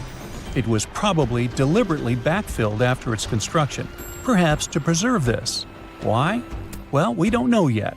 The archaeological team will need to excavate to understand what exactly this thing was and why it was built. The first guess is a lost burial chamber. Many tombs in Giza have underground burial sites, but most have clear surface markers. This one, for some reason, has nothing, but it could be one of them. The second guess is an ancient offering chapel. Egyptologists know that some chapels were built in this shape, but usually they were above ground, not buried like this. And finally, it might be something we've never seen before. If this turns out to be a new type of structure, it could rewrite what we know about the burials of pharaohs. The only way to know for sure is to dig it up, and that's exactly what's happening right now. Excavations are already underway. Archaeologists are racing against time to uncover the truth. But there's a real danger there too. Giza's fragile ancient structures need to be handled carefully. Otherwise, they could be damaged beyond repair. So all we can do is wait for the truth. Now, these tombs always held fascinating mysteries. Unfortunately, we'll never learn tons of these mysteries because of some relentless tomb robbers. Egyptian tombs were built to guard the bodies for eternity. But that absolutely didn't stop people from breaking in and stealing everything valuable inside. They've been bothering these ancient sites for thousands of years, starting way back in Pharaoh's times. Many of the most famous tombs, including those in Giza, Saqqara, and the Valley of the Kings, were looted. It was a common practice in ancient Egypt. And they were serious about this whole thing. They dug secret tunnels to bypass traps and walls, bribed or threatened tomb workers to get inside knowledge, cracked open sarcophagi to grab gold, jewelry, and artifacts. And by the time modern archaeologists got to most of these tombs, they had already been picked clean. The reigning pharaohs got tired of this infuriating nonsense. The Valley of the Kings, the famous burial ground of Egyptian royalty, was supposed to be the ultimate safe zone. Tombs were built deep underground, hidden in the desert. Passages were sealed with giant stone blocks. False doors and traps were added to confuse thieves. Even curses were written on the walls, warnings of horrible endings for anyone who dared to disturb the tomb, which is exactly where we got all those horror stories about mummies from. Spoiler alert, none of it worked. Most tombs in the Valley of the Kings were fully robbed within 100 years of being sealed. Even King Tutankhamun's tomb, one of the most famous in history, was broken into twice in ancient times. Some of them decided to try and fight back. The New Kingdom rulers built hidden unmarked tombs in a way that should have prevented the looters from finding them, but didn't work. Some pharaohs, like Ramses II, were moved in secret to prevent their bodies from being stolen. Nope, didn't matter. The grave robbers always won. That's because tomb raiders weren't just random thieves. They were skilled, organized, and well-connected. They knew exactly where to look. Many were the ones who had built these sites in the first place, and they knew where the entrances were. If they couldn't smash through the doors, they'd dig through the walls, floors, and even ceilings to break inside. They also worked fast, often within a few years after the tombs were sealed, before anyone forgot where the valuable stuff was. The Khufu's pyramid, the one that's next to this newly discovered structure, was looted long before modern times. The one thing left inside when explorers got there? An empty granite box where the sarcophagus used to be. Unfortunately, it's not just about gold. History itself gets stolen during these raids. Ancient Egyptians wrote detailed records of what exactly and where they buried. So when archaeologists compare these lists to what's found, they can see what's missing, which is often everything valuable. Most artifacts don't end up in museums. They just disappear into private collections, where they can never be studied again. Which is, of course, completely unfair. In fact, a few countries have had enough and started passing laws to take historical artifacts back from private collectors. In Italy, if you own an ancient Roman artifact, you must prove you got it legally. China is actively hunting down stolen artifacts, and they must find ways to retrieve it back from the Western collectors. In Egypt, they passed new laws making it illegal for private citizens to own any ancient Egyptian artifacts at all. Other countries, like the US, the UK, Germany, or Switzerland, are completely fine with rich guys owning their history. The British Museum is built on looted things. European empires invaded half the planet and took whatever they wanted back home. Their museums are often full of such stolen artifacts, and unfortunately, they refuse to give most of them back. For example, the Rosetta Stone. It was taken from Egypt by Napoleon's army, then stolen again by the British after they beat the French. Egypt has been demanding to return for years, but they still can't get it back. Or the Parthenon marbles. These magnificent massive Greek structures were taken from the Parthenon in Athens by a British lord in the 19th century. Greece has been begging for them back ever since, but the UK doesn't feel like it. Not to mention tons of Mesoamerican artifacts, scattered in various museums across the world. European explorers raided Mayan and Aztec temples, took statues, jewelry, and sacred objects, and now Mexico is fighting to get them back. Well, wouldn't it be surprising even if this mysterious underground chamber has somehow been looted already? But if it's a newly found place, could it be one of the few that escaped the hands of grave robbers? Could there still be ancient artifacts, untouched for 4,500 years? We can only hope that those guys didn't get there first. They found the tomb of a royal doctor who lived over 4,000 years ago, a man who held pharaohs' lives in his hands. This man knew secrets that only deities and kings were allowed to hear. And yet, when they opened his tomb in 2024, there was no body, just vivid paintings, untouched by time, and cryptic symbols carved into stone. Who was he, and why was he buried with spells linked to a scorpion deity? The tomb was buried deep beneath the sands of Saqqara. The doctor's name was Tete Nebefu. He lived around 4,100 years ago, during one of Egypt's most mysterious turning points, right at the edge of glory and collapse. These were the final days of Egypt's Old Kingdom. The sun still glinted off freshly built pyramids, but the shadows were already creeping in. The pharaoh, Pepi II, had ruled longer than anyone before him, 90 years. But by the end of his reign, the country was cracking. The power was slipping, the regional leaders were rising, and the Nile floods grew unpredictable. In this shaky period, the mysterious doctor thrived. His tomb was discovered by a Swiss-French archaeological team in the shadows of old pyramids. The weirdest part was that when they uncovered his burial chamber, they found no body, no golden treasures either. Unfortunately, the tomb had been robbed long ago. But what remained was something even more fascinating: the words and images left on the walls. The paintings are still vibrant, bright colors that somehow survived all those years underground. The walls show jars, containers, strange abstract patterns, and geometric shapes. And then there are hieroglyphs, lines and lines of sacred script carved with precision, like someone had poured their soul into every curve. These inscriptions revealed who Teti Nebi Fu truly was. Turns out, he wasn't just any doctor. He was the conjurer of Serket. Now, Serket was the female deity of scorpions, sacred and terrifying. Egyptians believed she could stop venom, heal bites, and protect the living from toxic elements. The title, Conjurer of Serket, meant Tete Nebi Fu was a specialist in treating dangerous stings and bites. And if he got an entire tomb for himself, he may have been Egypt's top expert in those things, a man who healed with both medicine and magic. But that wasn't all. He also held the title Director of Medicinal Plants, a title seen only once before in all of ancient Egypt. That means he knew the healing power of herbs, roots, and oils like no one else.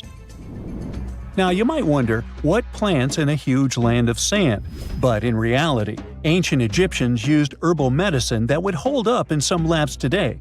They created pills, ointments, and inhalers. Most often, they chose some active ingredient, a flavor to make it easier to take, and something to deliver it into the body. Sound familiar? And yeah, they didn't have many traditional plants, so some of these ingredients were bizarre by our standards, like using crocodile dung and acacia mixed with honey.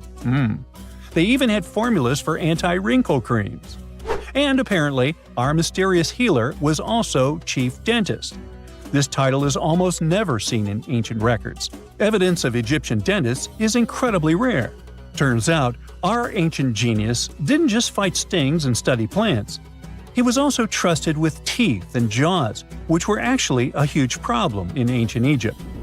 These people may have built wonders, but their teeth paid the price. Ancient Egyptians constantly caught grains of sand in their mouths. They often ate grit-filled bread and raw vegetables, which wore down enamel and caused a horrible condition called attrition. This led to tons of problems, including tooth loss. They had to improvise back in the day. For example, crafting the world's oldest known toothpaste from crushed rock, mint, and pepper, which ironically only made things worse for the gums. Or a toothpaste from things like eggshells, pumice, and natron, a salty mineral used for cleaning. They were also inventing mouthwashes from celery, bran, and herbs to ease the problem. Some mummies were even found with crude metal braces and gold wires attaching missing teeth. Though we're not sure if these were for the living, or was it just a nice little addition added as an afterlife gift. So, Teti Nebi Fu specialized in all these fields. 3 rare titles for one man. Now, back in the day, he must have been admired as incredibly knowledgeable. In a world without modern science, he would have been like a sorcerer who knows how some leaf or bark could save a life. That's why archaeologists believe Teti Nebi Fu wasn't just any doctor. He was, most likely, the royal physician, the one who treated the pharaoh himself. We don't know for sure which king he served. Maybe it was Pepi II, and who knows, maybe that's why the guy lived so long. But if that was the case, Teti Nebi Fu may have lived through the final moments of the Old Kingdom, watching the Golden Age crumble from inside the palace walls. And then he was buried, the body was looted, or perhaps just lost to time. But the team says they're still studying the tomb, still uncovering the traces of this incredible man. Overall, ancient Egyptians were practicing medicine on a crazy advanced level. Some practices feel familiar even today. They had hospitals, specialists, surgeries, and many more things, even medical schools. Both men and women were allowed to be doctors. They healed with various methods and practiced surgery with actual tools, scalpels, forceps, even sutures. Some doctors treated only the eyes, others the teeth, the stomach, or even what they called the hidden diseases. They knew how to clean and dress wounds, could set broken bones using splints made of wood or reeds wrapped in linen, and even prevented infections. There were even proctologists. They also built the first prosthetics, like a wooden toe with leather straps that help people walk normally again. The oldest known prosthetic is 3,000 years old. Now, the most shocking part is how they actually even tried to remove tumors. A recent study looked at a 4,000 years old skull. It belonged to a man in his 30s. There were signs of past tumors, and around 3 of them, there were marks, surgical cuts made with a metal tool. That suggests someone attempted to remove or study them, maybe treatment, maybe an autopsy. There was another skull of a woman over 50 years old. It also showed similar signs, but with healed fractures from an earlier injury, which is amazing because her treatment might have actually been successful. Being a healer in this society meant something powerful. It meant being a priest, a scientist, and a magician all at once. To ancient Egyptians, medicine was a necessary art, and they treated it with as much reverence as they did their deities. That's because they believed that sickness could be both physical and spiritual. So a doctor could recite a spell while applying a salve, and a lot of their treatments worked. The reputation of doctors in ancient Egypt was so strong that leaders from other parts of the ancient world, like Persia, actually sought them out. Even Homer, the Greek poet, once said the Egyptians were the most skilled healers of all. Of course, their understanding of the human body wasn't perfect. For example, they thought the heart controlled thought and emotion. They also didn't know what the brain really did. But their approach, observe symptoms, diagnose, and treat, well, that's modern medicine. Sure, they prayed over the wound, but they also healed it, didn't they? Their most famous physician was Imhotep. That guy was a true polymath, an architect, priest, and a healer who became so revered he was later worshipped as a deity of medicine. Yep, a human who was so cool they turned him into a deity. He lived 2,000 years before Hippocrates, the so-called father of medicine. And yet, some people joke we should drop the Hippocratic Oath altogether and swear an Imhotepic oath instead. These people weren't just laying the foundations of pyramids, they were laying the foundations of healthcare. 2 centuries ago, a 31-year-old Frenchman stormed into his brother's office in Paris. He had only one thing to share. "I've got it!" The man was so excited that he immediately collapsed. He spent the next 5 days in bed recovering his health. Who was this mysterious person, and why was he so thrilled? Jean-François Champollion made one of the greatest scientific breakthroughs in human history. He had cracked the code of Egyptian hieroglyphs. This enabled scientists to finally unravel the secrets of this ancient civilization. They weren't able to read hieroglyphs for nearly 2,000 years. After the Romans took over Egypt, the intricate writing system slowly faded away from people's minds. The last of the hieroglyphic texts date back to the 4th century. For thousands of years, Egyptians used images to show their lives. But the knowledge of how to read these pictures was lost to modern science.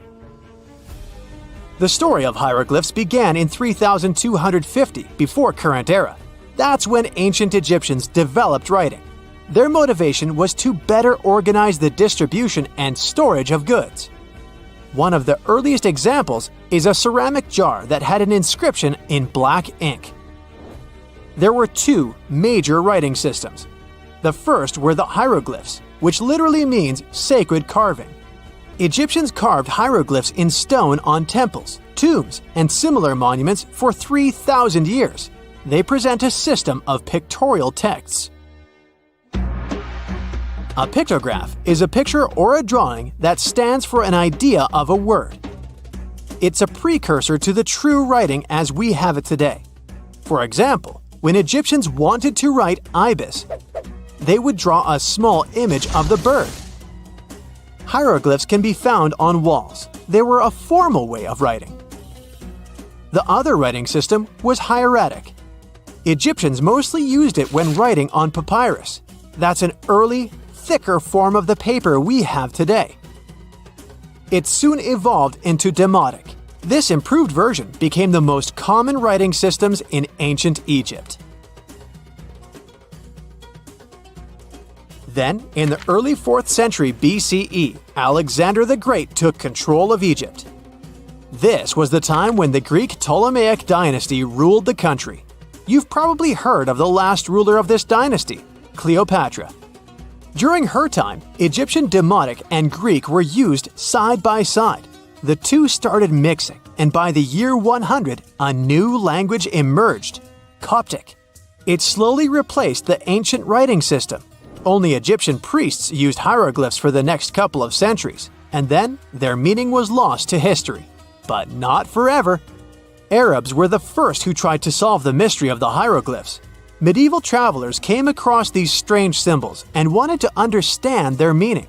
They consulted speakers of Coptic and translated text from Greek and Latin into Arabic to break the code of the hieroglyphs. During the Renaissance, Europeans also became fascinated with the legacy of ancient Egypt. Scholars from the Old Continent believed that hieroglyphs were a group of symbols as opposed to a written language. This was all about to change in 1799. A year earlier, Napoleon, the famous French ruler, arrived in Egypt. His subordinates constructed a fort that dated back to the 15th century. Rashid, or Rosetta, was a port town in the northeast of Egypt, near Alexandria. One section of the old fortification wall contained an interesting slab inside. The stone tablet was made of a granite-like rock. It was just 40 inches high and 30 inches wide. It contained 3 distinctive sections of text carved into it. The letters were in 3 scripts and 2 languages: hieroglyphs, Demotic, and Greek. It was a fragment of a larger ancient stela. These are upright stone slabs that are used to dedicate to a person or an event, but the one from Rosetta was damaged. 2/3 of the hieroglyphic text on the top was missing. The bottom Greek text lacked a cornerstone. The only fully preserved section was the writing in Demotic in the middle of the slab. It eventually ended up in the British Museum. The scientific community was intrigued, and the race was on to decipher it. Prints and casts of the slab went out all over Europe. Scholars already knew ancient Greek, so in theory, this shouldn't have been so hard. The first people who saw the Rosetta Stone thought the process would take 2 weeks. In the end, it took 2 decades. The main issue was the fact that hieroglyphs and spoken ancient Egyptian didn't have a connection anymore. Scientists didn't know what sounds the letters on the slab corresponded to. Imagine if English disappeared 1,000 years in the future. Then someone finds a tablet with the word dog. At first, they wouldn't know how to read the word or the individual letters. Even if they figured out how to pronounce the word, they wouldn't know its meaning. This is what linguists were dealing with in the case of the Rosetta Stone. The careful study of the artifact produced another find. The texts weren't direct translations of each other. They both described the same event, but in different words. It was like you saw a movie with 2 friends, and then all 3 of you wrote different reviews about it. The original text was probably in Greek, but the translators added extra words to make it sound more Egyptian.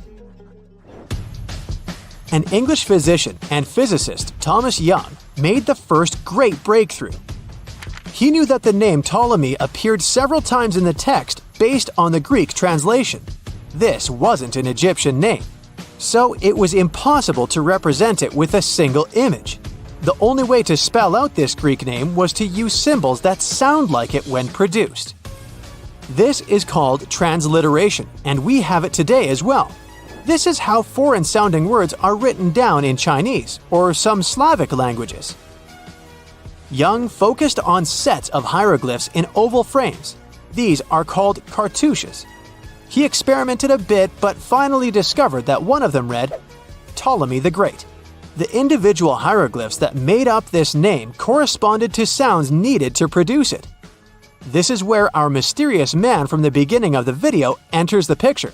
Champollion picked up where Young left off. He knew Coptic, so the Frenchman was able to determine what many other hieroglyphs sounded like. The eureka moment was close. It came while he was studying a cartouche from a site dedicated to Ramses II. It had 4 symbols. The last 2 were the same. He determined this was the sound S. The first symbol was the sun. This is Ra or Re in Coptic. So the cartouche read Ra something SS. Can you already guess the name? Of course, it's Ramses. This breakthrough finally cracked the code. Ancient Egyptian wasn't a mishmash of cool-looking images. It was a phonetic language that Jean-François Champollion discovered in September of 1822. The stone slab is today known as the Decree of Memphis. The Egyptian council issued it in this city in the year 196 before current era. In it, they expressed their loyalty to the pharaoh. They erected identical stelae and temples all across Egypt. The Rosetta Stone was just one copy of them, but its content is less important than the fact that Champollion's translation gave these ancient peoples their voice again. During the 1800s, European scholars didn't think that the Egyptian civilization was much older than classical Greek or Roman. Now that scientists could read hieroglyphs, a whole new chapter of human history opened. One of the most famous finds in the history of archaeology happened in 1922. That's when the British archaeologist Howard Carter discovered the tomb of Pharaoh Tutankhamun in Egypt's Valley of the Kings. The whole world admired King Tut's golden mask. But without Champollion's pioneering work, it would be impossible to know who its owner was. The young pharaoh's cartouche is phonetic. For instance, you pronounce the pictograph of a chick as the vowel U. The symbol for the key of life is an ankh, and there is a shepherd's crook in the end. It symbolizes the word ruler.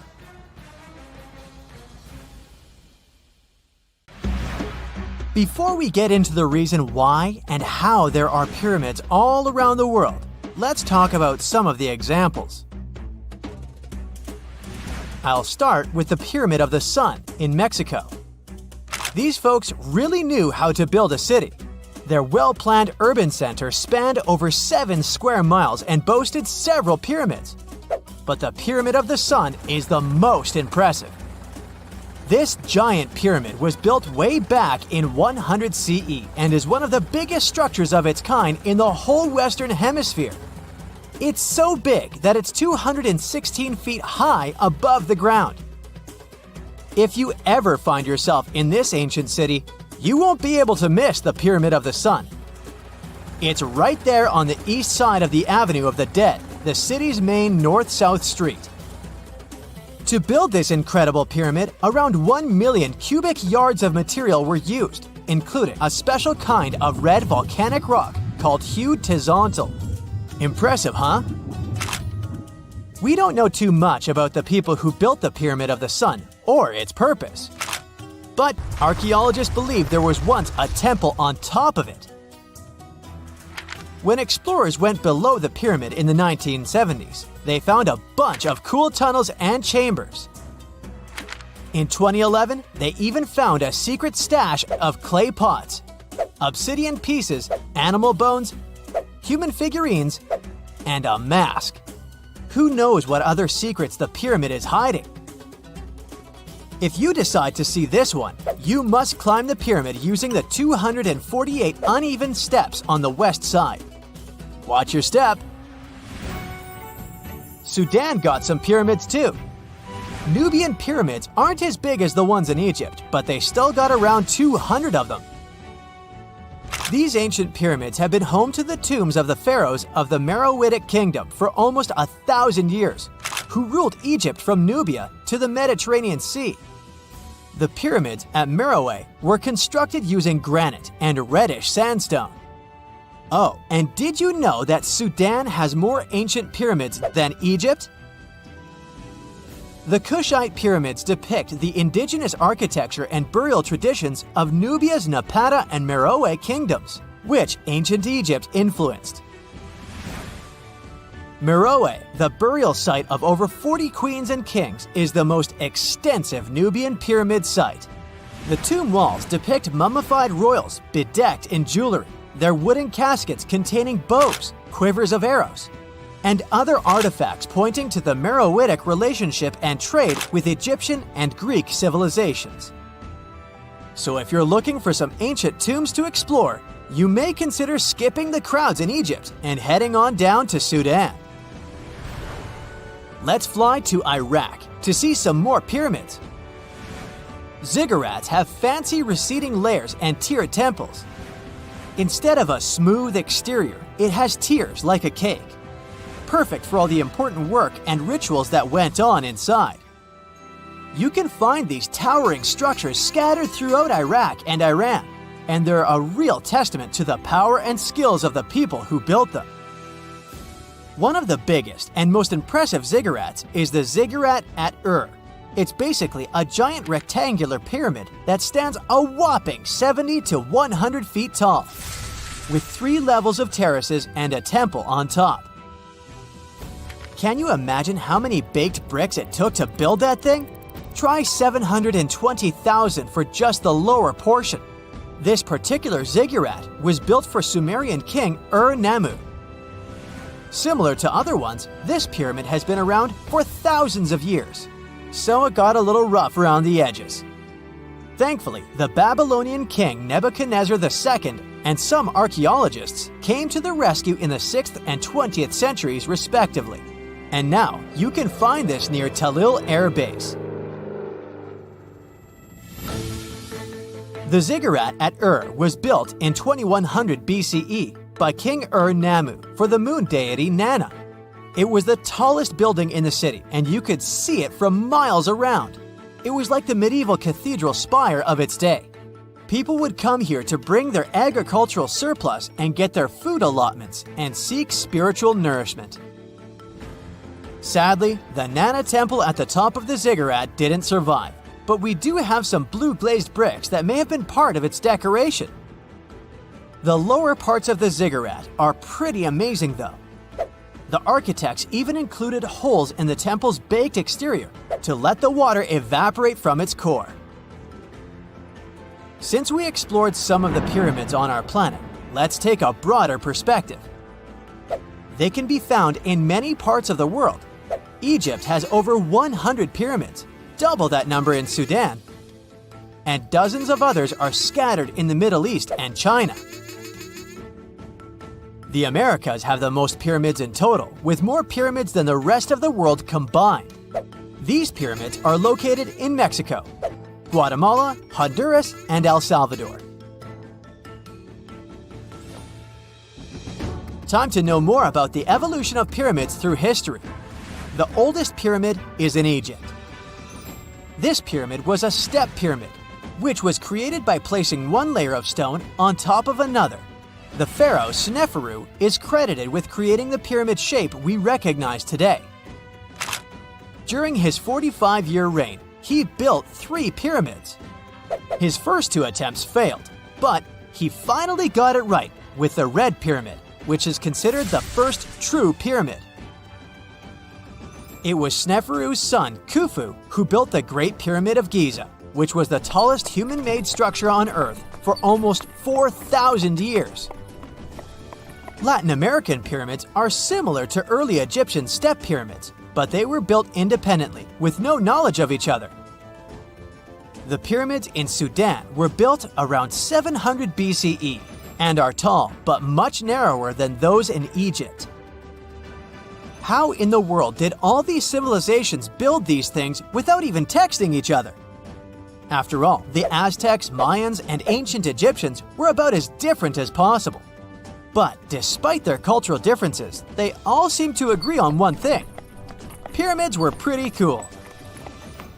Step pyramids are all around the world because they were the most feasible and stable way to build large and tall structures without access to lighter building materials like wood and metal. The triangular form with a square base is the best way to build a sturdy structure, and having a cube structure would require more material for less height. Now, when it comes to pyramid design, the Egyptian pyramids were like giant triangles with a square base, smooth sides, and a pointy top. On the other hand, the Aztecs and Mayans went for a tiered cake look, with steps leading up to a flat platform on top. So, while all these pyramids share the same basic shape, they have their own unique flair. Each group built its pyramids using different materials, techniques, and slope angles.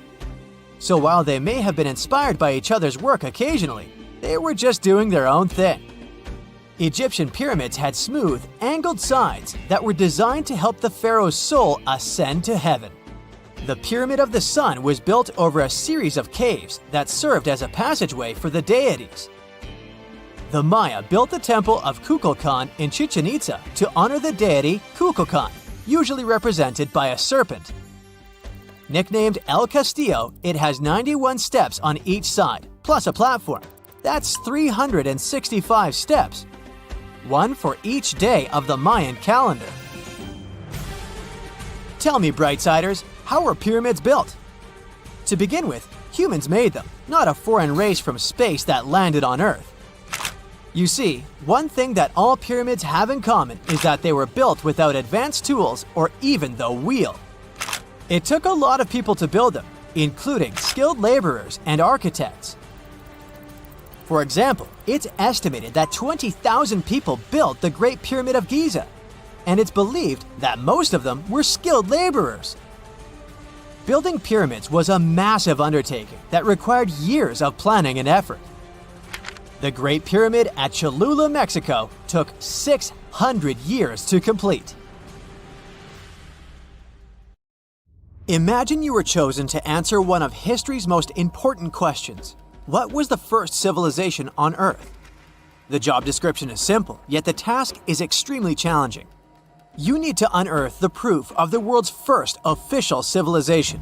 Was it the Sumerians in Old Mesopotamia? Or was it the ancient Egyptians spread out along the Nile River? Not to make you nervous or anything, but history is quite literally in your hands. Good luck! Since you can't turn back the clock and visit Old Mesopotamia to get the answers to your questions, you'll need to research museum databases in order to get some clues. First things first, we need a definition of what is considered a civilization. It's not just thousands of people grouped together and living harmoniously. There are some key elements that together make a group of people a civilization. Like, for example, the domain of urbanism, aka city building, irrigation systems, and writing. You decide to begin your search by diving deep into the history of the Sumerians, which today hold the position of the world's first civilization. Now, imagine being the first of your kind.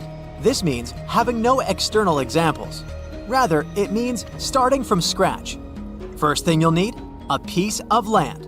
And since there were no active water companies in the world at that time, you'll need a piece of land with easy access to water. So, the Sumerians settled between two major rivers, known as the Euphrates and the Tigris in southern Mesopotamia around 5000 BCE. Fun fact, Mesopotamia translates to the land between two rivers. On a modern-day map, it's more or less where Iraq is situated today. Together with land, a civilization needs ways to get food. The Sumer civilization had to face a dry and hot climate, but they managed to make agriculture thrive in the region. By diverting river waters and creating reservoirs and dams, the Sumerians allowed for a series of settlements to emerge across Mesopotamian plains. The famous city of Babylon was one of them. You know, the city that supposedly had those hanging gardens? I say supposedly because no definitive proof of the real existence of this monument has ever been found. However, it was considered one of the 7 wonders of the ancient world, and cited as a remarkable feat of engineering in an ancient book published around 290 BCE. Although no record was found of the Gardens of Babylon, the Sumerians were recognized as extremely skilled builders. Their cities were filled with mud brick constructions, and the most impressive ones were known as ziggurats, stepped pyramids that were built for spiritual purposes. The Sumerians built a trade network to supplement scarce resources and started to exchange goods with civilizations rising nearby, like Anatolia and Egypt. The beginning of trade was what drove the Sumerians to develop what is believed to be the world's first writing system. It began as a simple system, likely dating back to 3400 BCE. In this system, each syllable was represented with a drawing. Later, it gradually evolved into a fully formed cursive writing system. Don't believe me? Take a look at this piece from the Babylonian times. This huge basalt plaque is called the Hammurabi Code. It's known to be humanity's first collection of written laws. As far as the story goes, it was carved in volcanic stone around year 1760 BCE. Look at the precision of these carvings. It's quite astonishing. But the content is also surprising, since these 282 rules vary from commercial regulations to strict laws of justice. The thing is, historians don't have a consensus on whether the Sumerians were really the first ones to invent writing. Some think it might have been old Egyptians. Let's pause here. Ancient Egyptian settlements are believed to have started around the year 5500 BCE, which is earlier than the Sumer civilization. But remember I said a civilization needed a few things before it was considered as such. Ancient Egypt consisted of several smaller city-states, such as Memphis, Abydos, and Thebes, spreading out along the Nile River. It wasn't until 3000 BCE that Egypt was unified under one kingdom and lasted as an empire until nearly 1000 BCE. Although there is no consensus on this, some Egypt experts believed that it could have been Sumerian immigrants that founded early Egyptian settlements. The proof could be the presence of cylinder seals made of hard stone, something that was widely used in Sumer. These seals were used to guarantee authenticity in legal transactions, but it's hard to say whether this method was introduced by Sumerian immigrants or simply by trade. Since the time period is not one of the criteria we can use to determine who came first, we'll have to turn to something else. But what? Like the Sumerians, the Egyptians were also highly skilled builders. Duh, they built the famous Giza pyramids and many others all over their territory. In order to enhance their building techniques, they delved into developing a more profound understanding of mathematics. They developed a new form of measurement called the cubit, which was the equivalent of an arm's length. The Great Pyramid, for instance, is 440 cubits per 440 cubits. They were also innovative astronomers, combining their mathematical skills with attentive astronomical observation. They were the first civilization to use a 24-hour division of the day. And they even created a solar calendar, which was the first dating system in history to feature 365 days in 1 year. Okay, it's undeniable how impressive they were. But some experts say that the dispute has to be settled through the comparison of their writing systems.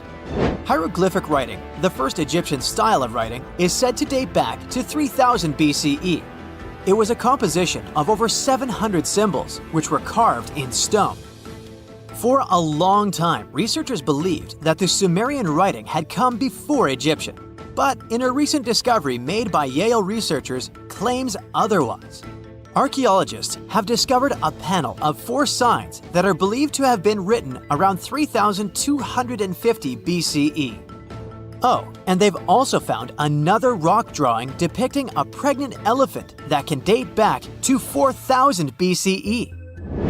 Now, there's also a third possibility that fewer people seem to mention: the Indus Valley Civilization, also known as Ancient India, located around the area of modern-day Pakistan and India.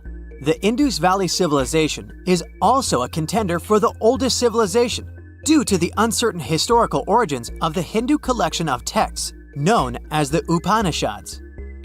The Indus Valley Civilization flourished around 3000 BCE, but records show that people in the Indus Valley were trading with Mesopotamians as early as 3500 BCE. Now, Wait a minute, how is it possible? No, they weren't time travelers. This isn't a sci-fi movie. There already were agricultural settlements in the area that were slowly growing into bigger cities, such as Harappa and Mohenjo-Daro. Ancient Indian cities were sophisticated, filled with baked brick homes built in a grid system. These ancient cities even had draining and sewage systems that connected most homes and used gravity to carry waste outside of the city. They were pretty advanced. They were also an extremely religious civilization, and Hindu beliefs were at the center of their practices. Despite that, their cities weren't filled with spiritual buildings. Actually, Mohenjo-Daro's most important building was a public bath. Interesting, huh? Now, why can't we know if they were the oldest civilization on Earth? Even if some historians suspect that the origins of the Indus Valley people can be traced back to 5000 BCE, there is no concrete evidence of this, only speculation. The best proof we have is the Upanishads. The Upanishads are texts filled with philosophy, mantras, and ceremonies. The thing is, part of Hindu practices included memorizing and passing down the wisdom of the Upanishads in oral form. So, it took a while before it appeared as a written script. Well, I'd say historians aren't really sure what was the world's first civilization. We can only guess at this point, but who knows what new discoveries might reveal. If there's a question that still baffles archaeologists to this day, it's this one. How did the ancient Egyptians build those magnificent pyramids? As far as we know today, their resources were quite limited, especially in terms of tools and building materials. We still don't have a fully satisfying answer, but hey, we've got some pretty amazing theories worth considering. The leading contender among these theories involves the clever Egyptians employing a sneaky strategy. Now picture this. They constructed a slanted and curving mound made of bricks, earth, and sand encircling the pyramid to be. As the pyramid grew taller and taller, they simply increased the height and length of this wacky structure. It's like they were playing an ancient game of Jenga. Now, how did they get those massive stone blocks up there? Well, according to the legendary ancient Greek historian Herodotus, they used sleds, rollers, and levers. It sounds like they turned construction into a supersized game of tug-of-war. And guess what? Herodotus also claimed that the Great Pyramid, the one from Giza, the granddaddy of them all, took a whopping 20 years to build. There's more. Herodotus also dropped a mind-boggling number on us. 100,000 men were supposedly involved in this pyramid extravaganza. Did they hire the entire Egyptian population? Well, it might not be as far-fetched as it sounds. These men were probably mostly farmers, so they probably focused on the pyramids when there wasn't much work to be done in the fields. Like during the flood season of the Nile River. Obviously, specialists in the archaeological community had something to add to this theory. By the late 20th century, they discovered some evidence that suggests the workforce might have been smaller and more permanent than previously thought. Instead of a massive army of 100,000 pyramid builders, they proposed that a modest crew of around 20,000 workers, accompanied by support personnel like bakers, physicians, and even spiritual leaders, could have gotten the job done. There was also this theory that claimed that the pyramids were actually built from the top downward. It suggested that these colossal structures were nothing more than isolated hills used as quarries. The stones were supposedly drawn from these hills, and over time, competing engineers took charge and transformed them into the iconic pyramids we know today. Now, before you dismiss this theory as a wild fantasy, some folks thought it wasn't completely crazy. After all, there are instances where isolated hills exist, so maybe this theory had a tiny glimmer of truth. Whether it involved ramp building or ingenious work schedules, one thing is clear. Those pyramids have definitely left their mark on history and on our imaginations. Now, speaking of ancient Egyptian mysteries, there's this gigantic unfinished obelisk sitting in ancient Egypt, and scientists are trying to figure out how it was shaped. Now, some people suggest that our industrious ancestors used handheld pounders to get the job done. One expert has a different take on the matter, though. He argues that if we take a closer look at the pattern left behind by the shaping tool, we'll notice something peculiar. The walls of the trenches surrounding the obelisk display a neat and even pattern, which is pretty unlikely if they were pounded away by mere mortal hands. According to this expert, those horizontal striations are usually the result of a tool that takes breaks while removing material, leaving its mark on the surface. But wait, there's more. Imagine the tool being rocked back and forth against the trench walls, clearing away the waste to keep the trench from narrowing. Well, in that case, the tool might have left some funky horizontal striations where it was pressed against the sidewall. This sounds like some fancy technology at play, don't you think? And guess what? The dynastic Egyptians probably didn't have access to that kind of know-how. Another famous Egyptologist from way back also uncovered a bunch of core drills during his adventures. Although the actual drill bits are missing, his collection houses these particular core remnants made of limestone, alabaster, and even granite. These constructions aren't the only amazing thing the ancient Egyptians left behind, though. As it turns out, the Egyptians were the genius minds behind the creation of the handheld mirror. Yeah, that little mirror you use every day to check yourself out. But here's the twist. These mirrors are like pieces of art. They were decorated with inscriptions and figures. But that's not all. The Egyptians had a serious concern with their appearance. They knew the importance of personal hygiene and looking fabulous. So, in their quest for pearly whites, they invented toothbrushes and toothpaste. Dental problems were pretty common back then, and their smiles weren't exactly all white. Dentistry wasn't their strongest suit, you see. Maybe their minds were distracted by all that pyramid building. So that doesn't mean those ancient toothpaste recipes weren't amazing. One delightful concoction included rock salt, mint, dried iris petals, and pepper. Some brave dentists in the 21st century tried it out, and it worked pretty well. Ground-up ash was also used in another recipe to create a tooth cleansing paste. Mint was missing, so that didn't do much for their breath. That's when the genius Egyptians came up with the world's first breath mints. They made tablets from heated spices like cinnamon, and they mixed it with honey. Now, let's shift gears to home decor, Egyptian style. They surely took ornamentation to the next level. While the concept of decorating furniture started in Mesopotamia, the Egyptians cranked it up a notch. They went all out with different colors of ink and even developed various weights of paper.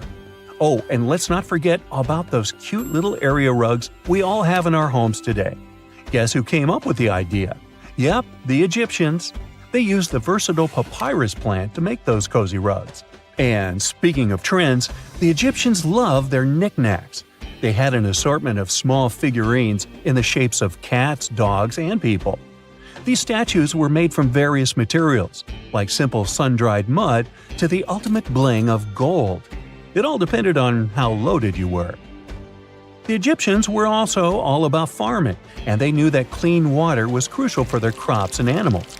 That's why they came up with some nifty inventions and techniques to make sure their land was fertile and their plants were happy. First off, they had the genius idea of using ox-drawn plows. They had two types of plows, heavy and light. The heavy plow would strut its stuff, cutting deep furrows in the soil, while the lighter plow followed behind, fluffing up the earth. But they didn't stop there. After plowing, the Egyptians would break up clumps of soil and sow the rows with seeds. To give those seeds a good old squish into the furrows, they'd march their livestock across the field, effectively closing up the furrows. But hey, all that hard work would be pointless if their seeds were as dry as the Sahara. That's where irrigation comes into play. The Egyptians were so good at it that other cultures, like the Greeks and Romans, couldn't help but copy their techniques.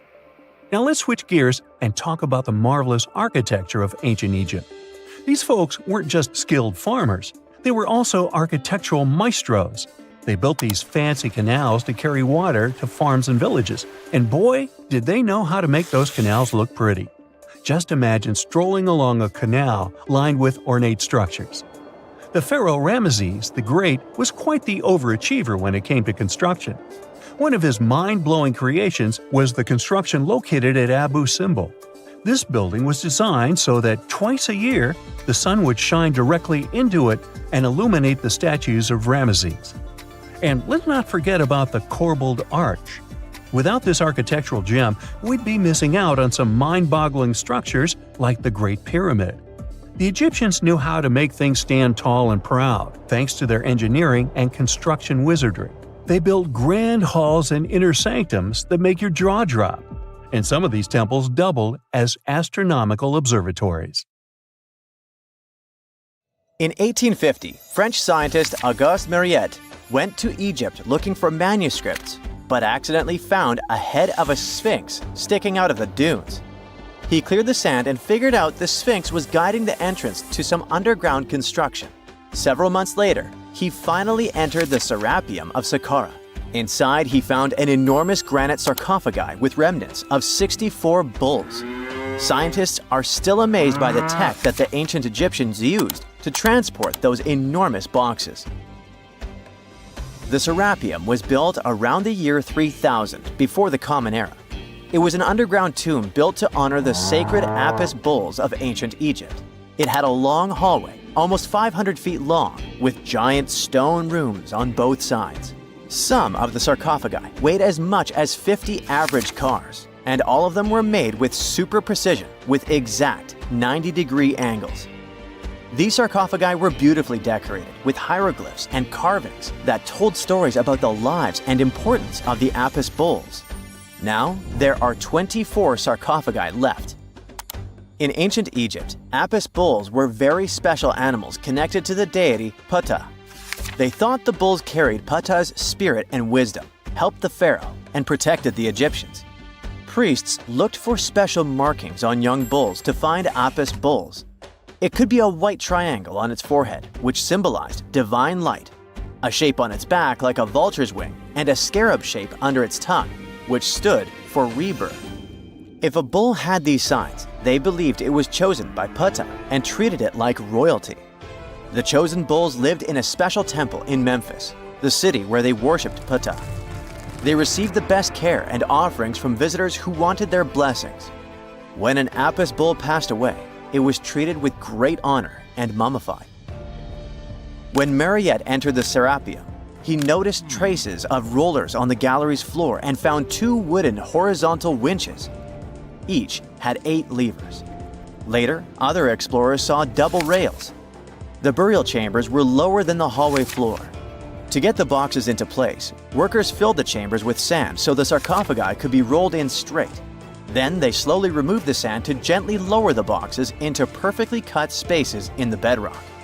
A carved stone sign found in the Serapeum said it took 28 days to move just one sarcophagus and its lid into its spot during the time of Ptolemy II. The extreme precision of the sarcophagi with 90-degree angles also has an explanation. Ancient Egyptians wrote texts, or rather, papyrus, on geometry a long time ago. It shows that they knew the approximate number pi and could calculate the volume of a pyramid with its top cut off.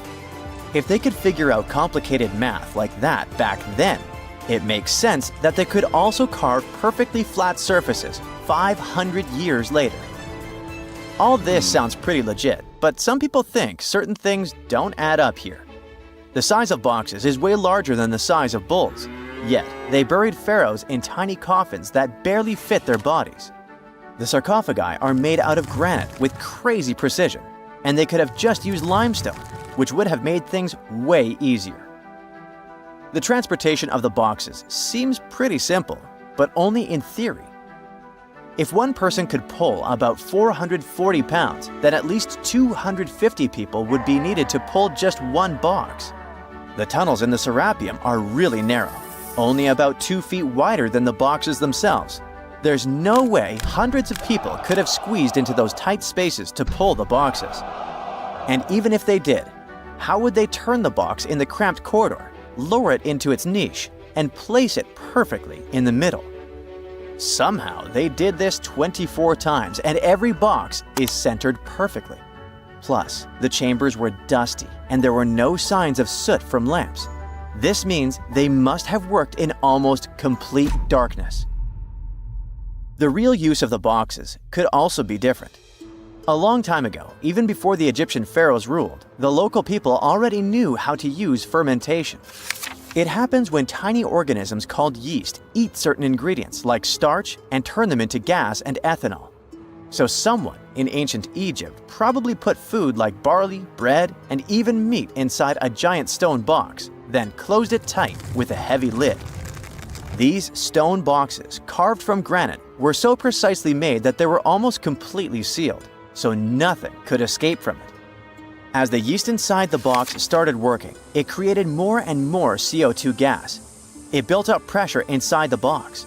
The granite boxes were incredibly strong. They could handle more pressure than a car tire can hold. When granite was squeezed under such pressure, its crystals produced a tiny electric charge.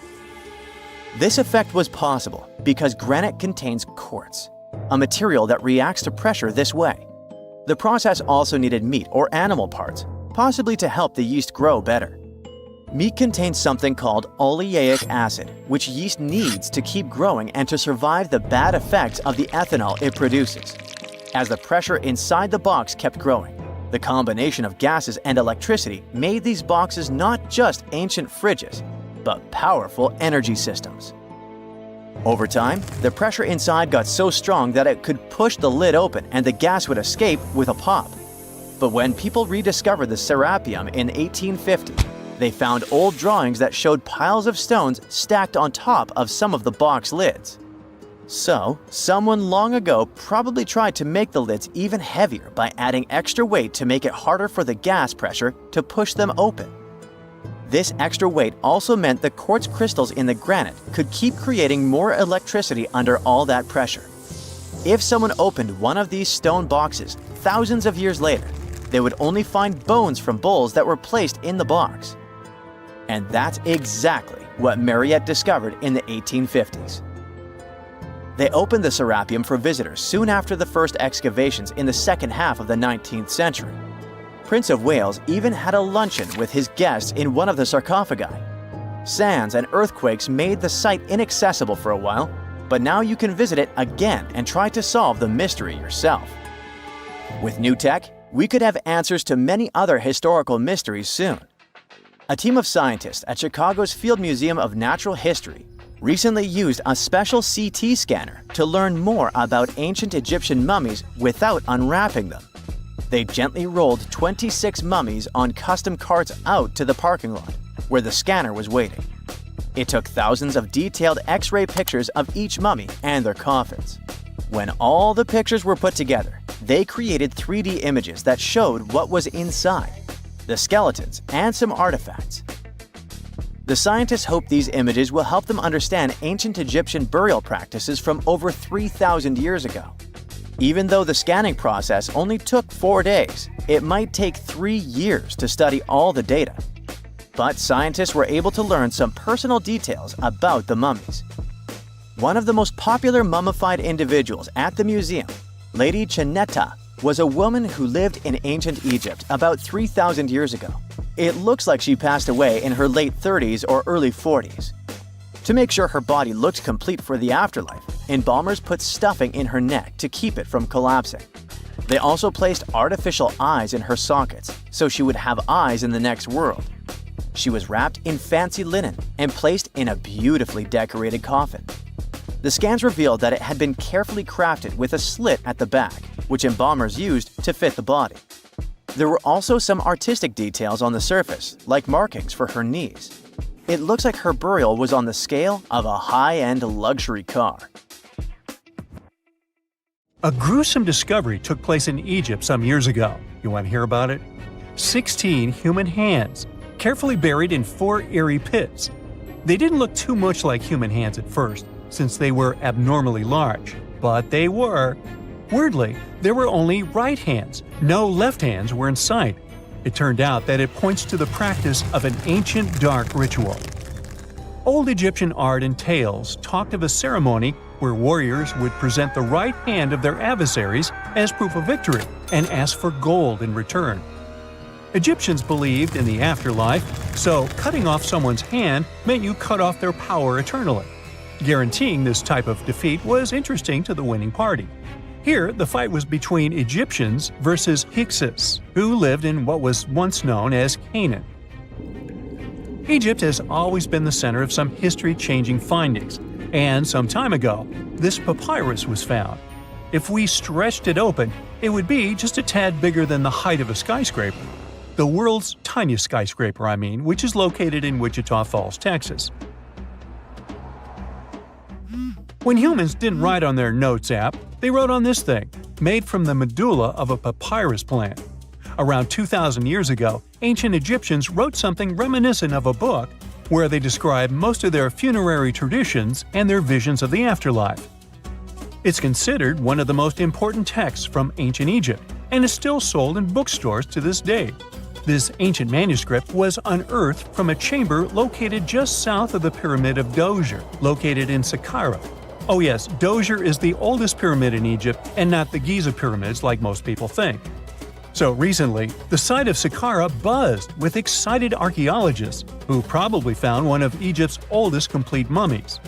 They believe that this beautiful and well-preserved mummy was that of a wealthy man. He was discovered in a deep shaft, covered in layers of gold leaves.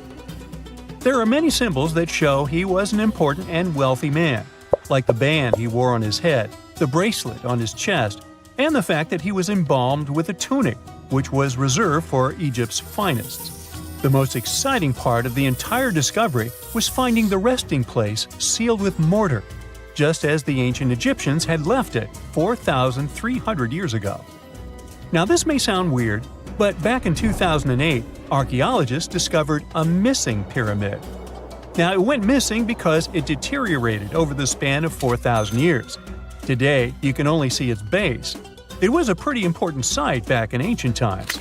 It is said that around the area of the pyramid, the ancients hosted a special type of ceremony where high priests would carry mummified remains of sacred bulls.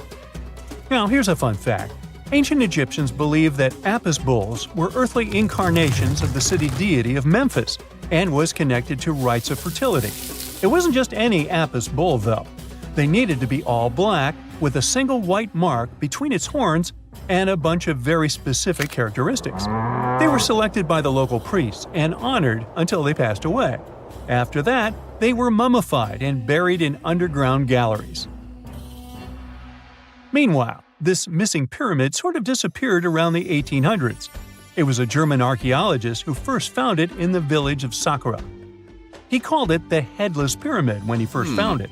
But then, years after the official discovery, the desert sand came along and covered the whole thing. There were some excavations between the 19th and 20th centuries, but they weren't too systematic. That's why scientists were so thrilled when they dug an entire pyramid's base after removing the 25-foot mound of sand that was covering it. Oh, and it turns out American archaeologists are excavating a cemetery in Egypt that could contain over 1 million mummified bodies. So far, archaeologists have dug around 1,700 mummies. One of the main differences from other classic Egyptian mummies is that these people weren't kings and pharaohs. They were commoners that most likely lived about 1,500 years ago, when Egypt was controlled by the Roman and Byzantine empires. The name of the cemetery is cool, though, the Way of the Water Buffalo, just in case you want to check it out on your next trip. Other than bulls and buffaloes, ancient Egyptians also liked baboons. Are you seeing a pattern here? In the beginning of the 20th century, archaeologists discovered a site filled with mummified baboons in a place called, guess what? The Valley of Monkeys. An animal wouldn't have been mummified if it wasn't considered important. Certain animals were more important than others, since they were linked to specific deities. Jackals were connected to Anubis, the ancient god of the afterlife, and cats were likened to the female deity Bastet. Baboons were a pretty big deal, since they were believed to be connected to Thoth, the deity of wisdom and advisor to Ra, one of Egypt's supreme deities. The archaeologists who studied these animals weren't too happy. They think these baboons were kept inside and were deprived of sunlight for most of their lives. They had extreme vitamin D deficiencies and they were poorly fed. Maybe Thoth got angry with these baboon keepers. Just a guess. Since there's never a boring day for archaeologists in Egypt, they also found human mummies with golden tongues. Since Egyptians were all about the afterlife, they believed that golden tongues might help a person speak once they pass to the other side. I mean, it's a long shot, but hey, why not? Some of these mummies were placed in wooden coffins with goods, such as necklaces, pottery, golden artifacts in the shape of lotus flowers, and scarab beetles. and iPhones. Just kidding. A new temple was also unearthed recently in Egypt. Scientists believe it was dedicated to honor Zeus Cassius. That deity would be a cross between Zeus, the almighty Greek deity of the sky, and Mount Cassius. While digging around the Sinai Peninsula in Egypt, archaeologists spotted 2 pink granite columns poking out of the ground. And bingo! They believe these columns represented the temple's front gate and collapsed during an earthquake many years ago. And speaking of deities, there weren't only super serious deities. Recently, scientists unearthed a golden ring in a city south of Cairo. No, Frodo, it's not magical. It was a normal gold ring, but it had the depiction of the deity of fun, officially named Bes. This deity is often described in sacred texts as a happy chubby dwarf. Today, many tattoos we get are sorta deprived of any sense and are made of aesthetic purposes only. In ancient Egypt, though, women would get tattoos as a token of protection for childbirth. That's what scientists think, at least. Around the Nile region, scientists found some mummies that had well-preserved tattoos, which is a rarity since the skin deteriorates so easily. 2 of these women tattooed their lower backs, and the drawings were simple. They were mostly pictures, including that same chubby dwarf we just talked about, Bes. He also had a side hustle as the protector of women during childbirth. Now, would you believe me if I told you ancient Egyptians invented robots? No? Well, that's because that's not entirely true. Sure, they were astronomers, mathematicians, and engineers, and somehow they also squeezed an eccentric invention into that package – an automated deity some scientists called Hathor. This wooden statue had been in the Metropolitan Museum of Art for years before someone noticed its secret. With the help of an X-ray machine, specialists discovered a mechanical operating system inside it. The pulley-like axis goes from the statue's shoulder to her left leg. When the system rotates, the statue raises and lowers her hand. Hey, pick me! Pick me! I got my hand up here. The year is 1923. 2 teenagers sneak out of their homes in the middle of the night in Florida City. Rumor had it that an old man was building a rock castle by himself. But every time someone tried to see what the old man was doing, he would stop working. The curious teens managed to sneak into Ed's backyard and saw something they could later describe as magic. They recalled seeing rocks moving around like helium balloons. The old man was moving up to 30 tons of stone by himself to build his castle. Even if he didn't allow anyone to see him working, he would proudly talk about it around the town. But whenever people asked how he was building a stone castle all on his own, he simply answered, "I cracked the secret of the pyramids."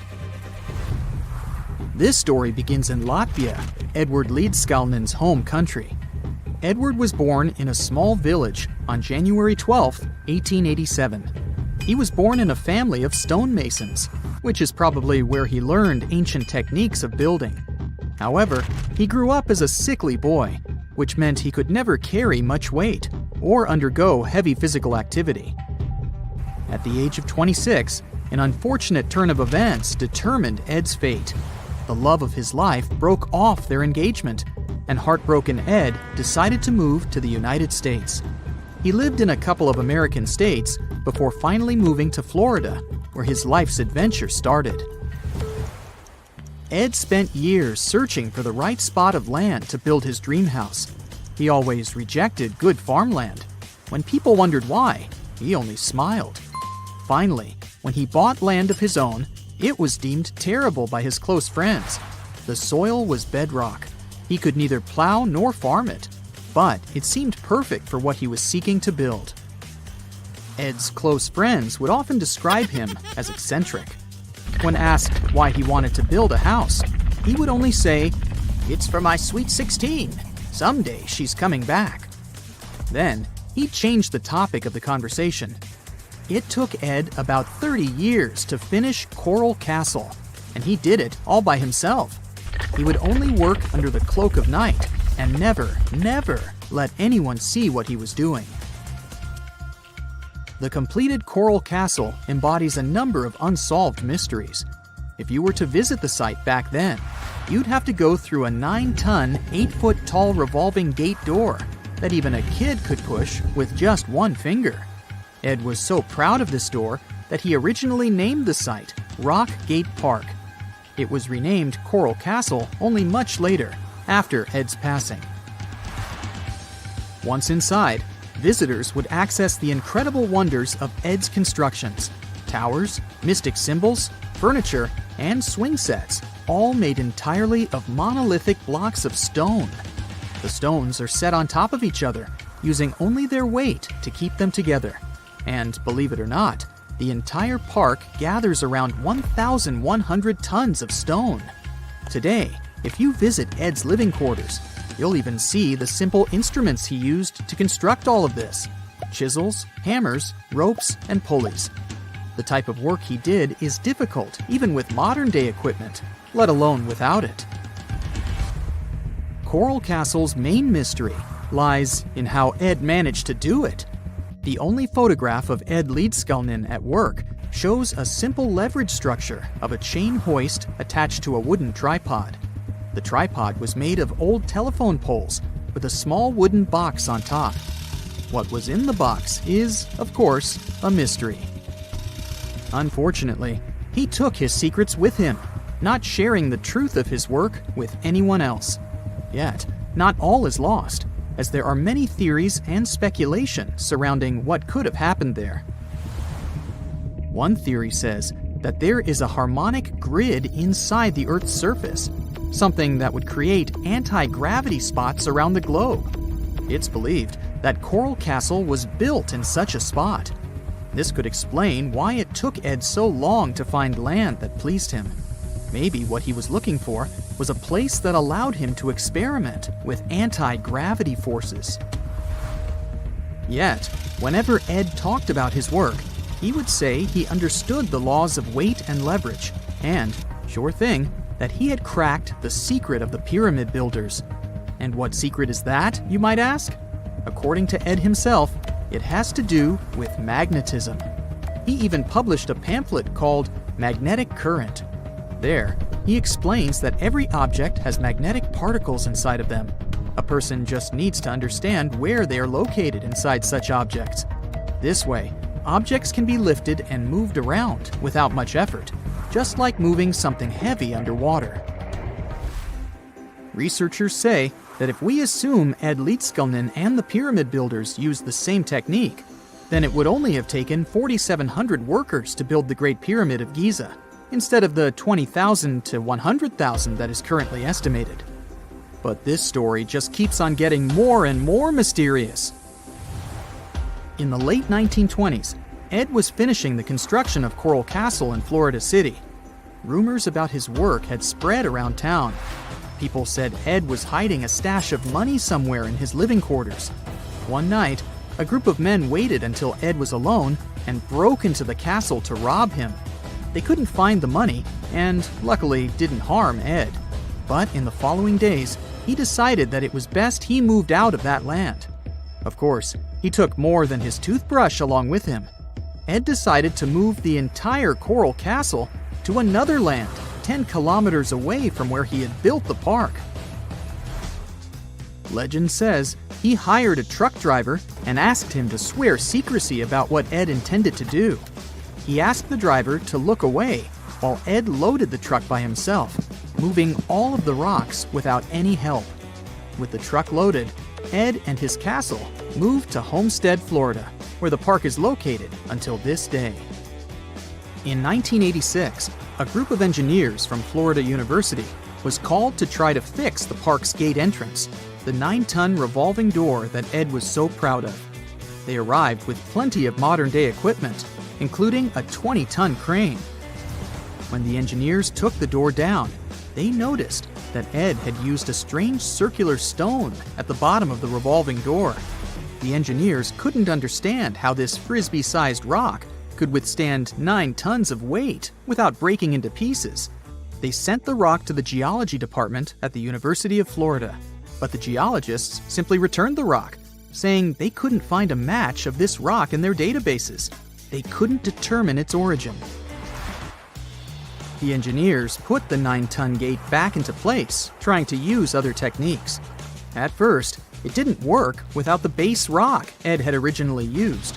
So, They had to cut the gate rock to make it work as a revolving door once again, proving that modern-day technology couldn't replicate what Ed had done single-handedly.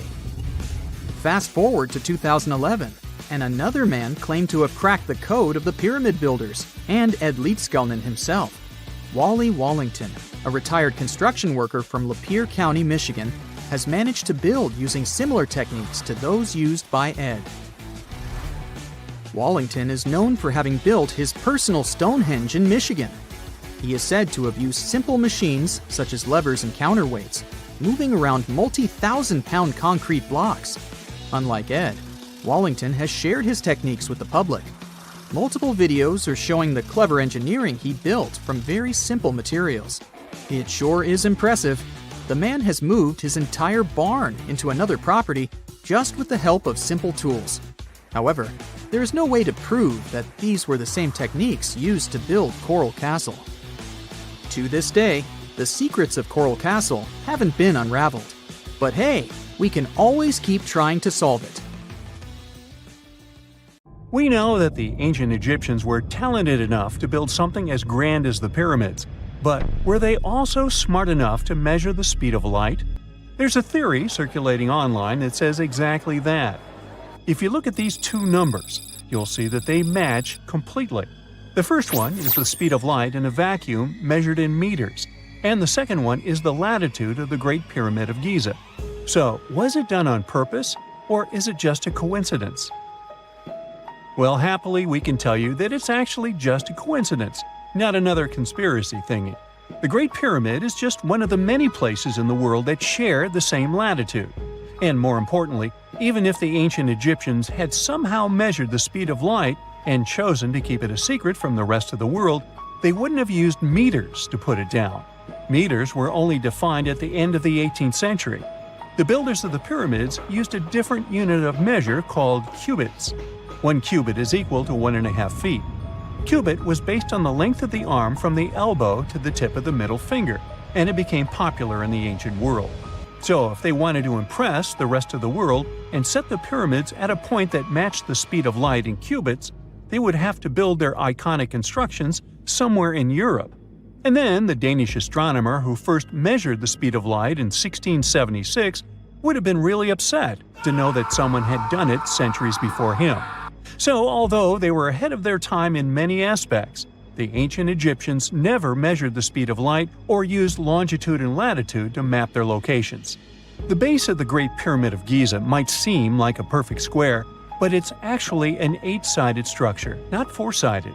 Each of its 4 sides has a subtle concave indentation that splits it evenly from base to tip. The official version is that a British pilot was the first to notice it in 1940 while flying over the pyramid. He took a photograph that showed shadows highlighting these indentations. Some people think these lines are only visible from above and can best be seen at dawn and dusk during the spring and autumn equinoxes. This has led to a freaky theory that the ancient Egyptians might have designed the pyramids to communicate with something looking at them from above. Now, the Great Pyramid is one of only 3 pyramids that used to have a swivel door. It weighed around 20 tons, but they could still easily open it from the inside. Its precise fit made it nearly invisible from the outside, with no visible latch or handle. There were only slight variations in the exterior stone that gave out an opening. The other 2 pyramids with similar doors belonged to Khufu's father and grandfather. The Great Pyramid also has a hidden void at least 100 feet long that was only found in 2017. We still don't know what lies within the space, what purpose it served, or if it is the only space of its kind.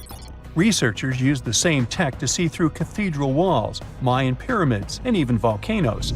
It depends on a natural shower of subatomic particles called muons. They pass more easily through empty space than through solid materials. So if they arrange multiple muon detectors around a structure, scientists can map out its solid and empty areas. A team of scientists placed muon detectors inside the Great Pyramid and allowed them to gather data for months. Scientists have analyzed samples of the mortar used to build the pyramids many times. Although we know its composition, modern technology still can't replicate it. The mortar is mostly made from processed gypsum, but it wasn't used like the cement we use for bricks today. Instead, they used it to support the joints between the massive stones as they were set in place. The estimated amount they needed to construct the Great Pyramid was around 500,000 tons of mortar. The gypsum mortar is stronger than the stones themselves and has held up for thousands of years. Now, all four sides of the Great Pyramid are aligned with the cardinal points – north, south, east, and west. According to geologist and engineer Glenn Dash, the alignment is accurate to within 4 minutes of arc, or 1/15th of a degree. The architects managed to achieve this without modern tools like drones, blueprints, or computers. Many researchers try to explain this construction miracle. Maybe they used the pole star or the sun's shadow. Dash recently proposed a new, simpler idea. The Egyptians might have used the autumnal equinox to align the pyramids. It happens twice a year when the Earth's equator passes through the center of the sun's disk, making day and night nearly equal in length. To test his theory, Dash conducted an experiment on the 22nd of September 2016, the first day of the fall equinox. He used a special rod the Egyptians had to cast a shadow and tracked its tip at regular intervals, forming a smooth curve. By connecting 2 points of the curve with a taut string, he created an almost perfect east-west line. Dash noted that on the equinox, the shadow's tip runs in a straight line, nearly perfectly east-west, and with a slight counterclockwise error. There's a similar error in the pyramids. Although his experiment was conducted in Connecticut, Dash believes that the same method would work in Egypt. All the ancient Egyptians needed was a clear, sunny day. They could determine the fall equinox by counting 91 days from the summer solstice. But they left us few clues, and no engineering documents or architectural plans have been found that explain their methods. So they might have mapped shadows, but it's not definite. Now, scientists have long wondered how heavy stone blocks were carried to the pyramid sites, and they might finally have an answer. A research team from the University of North Carolina, Wilmington, has discovered that 31 pyramids are likely to have been built along a long-lost ancient branch of the River Nile. It's now hidden under desert and farmland. For many years, archaeologists have thought that ancient Egyptians must have used a nearby waterway to transport materials, equipment, people, and whatever else they needed to build the pyramids on the river. But up until now, they weren't certain of the location, shape, size, or proximity of this waterway to the site of the pyramids. The group of researchers used radar satellite imagery, historical maps, geophysical surveys, and sediment coring to map the river branch. They believe it was buried by a major drought and sandstorms thousands of years ago. The team managed to go below the sand surface and get images of some hidden features thanks to radar technology. They found hidden rivers and ancient structures running at the foothills of where most of the ancient Egyptian pyramids lie. The discovery of this extinct river branch helps explain the high pyramid density between Giza and Lisht, in what is now an inhospitable area of the Sahara Desert. Now, Egypt isn't the only country with the most pyramids in the world. The champion's title here goes to its southern neighbor, Sudan. It has between 200 and 255 pyramids, compared to Egypt's measly 138. They were built by members of the Kingdom of Kush, an ancient civilization that ruled the lands along the Nile River many years ago. They started erecting pyramids around 500 years after the Egyptians had stopped doing it. Their pyramids are much smaller than the Egyptian ones, but were built for the same purposes. Archaeologists are still working to find out how the pyramids in the Sudan were built, how long it took to complete them, and what happened to their society. When you think of an epic desert scene with blazing sun, endless dunes, and those magical little oases, you probably picture the legendary Sahara, right? But what if I tell you that 11,000 years ago, this vast expanse of hot sand looked totally different than it does today? Yeah, I don't know, I wasn't around then. But I'm told that back then, what we now call a desert was a lush paradise, brimming with lakes, rivers, grassy plains, and even woodsy forests. So, where did all this water go? There are many stories about the distant past of our planet when deserts were covered with jungles and forests, and then something happened, like changing climates or colossal earthquakes, and it all turned green lands into dunes. But how about a theory that Sahara became a desert because of humans and goats? The Sahara has seen its fair share of wet and dry drama throughout the ages, mostly thanks to little shifts in Earth's orbital tilt, causing variations in how much solar radiation hits the atmosphere. There were even times called the African humid periods, when the rain would pour in and transform the dry landscape into a bright green haven. But between 8,000 and 4,500 years ago, something really funky happened to this region. Certain areas went from humid to dry way too fast to explain it by just orbital changes. In the blink of an eye, the lush Sahara turned into the Sahara we know today. Now, if you ask scientists why it happened, they will tell you, oh, it's just poor parameterization of the data. Bet you didn't get it, did you? What? Well, right, let me translate it from scientific to common human. It means they really don't know the answer themselves, and they got a bunch of missing puzzle pieces. But as scientists sifted through ancient dirt and pollen samples, they spotted a quirky trend. Wherever there were pastoralists, also known as humans with their domesticated animals, the plant life seemed to shift. It was as if every time humans and their furry friends meandered through the greenery, they turned it into scrub and desert right behind them. Oops. Yep, chances are that by overgrazing, humans were sapping moisture out of the atmosphere, since plants give off moisture, which helps make clouds and making things even sunnier, leading to a quicker end of the humid vibes. Plus, our ancestors may have been getting a little too cozy with fire for land management, further speeding up the desert takeover. Anyway, scientists are sure that this lush Sahara would have turned back into desert eventually, even if humans hadn't shown up, thanks to Earth's natural rhythms. So there's no need to pin this abrupt change solely on humans. It could simply be about nature getting feedback from vegetation and dust cycles. It's difficult to determine what caused these changes, as it's all interconnected.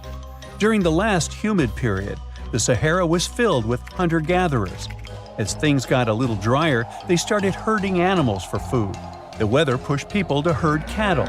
It's also possible that grazing sped up the landscape degradation. So, which came first, the chicken or the egg? Or in this case, the human or the cow? It's tough to tell with the evidence we have now. Now today, it's safe to say that water is no longer that big of a problem in the Sahara, even though it's a huge desert and the times of lush forests there are long gone. But technology's got us covered. For example, the Nubian Sandstone Aquifer System, the biggest underground water stash on the planet. It's nestled beneath the Sahara Desert's eastern edge and stretches across 4 northeastern African countries – Sudan, Chad, Libya, and Egypt, covering a whopping 770,000 square miles and holding around 36,000 square miles of groundwater. Just look at the pipes transported when it was being built. It's the world's largest irrigation project. No wonder it's feasible to thrive in the Sahara today.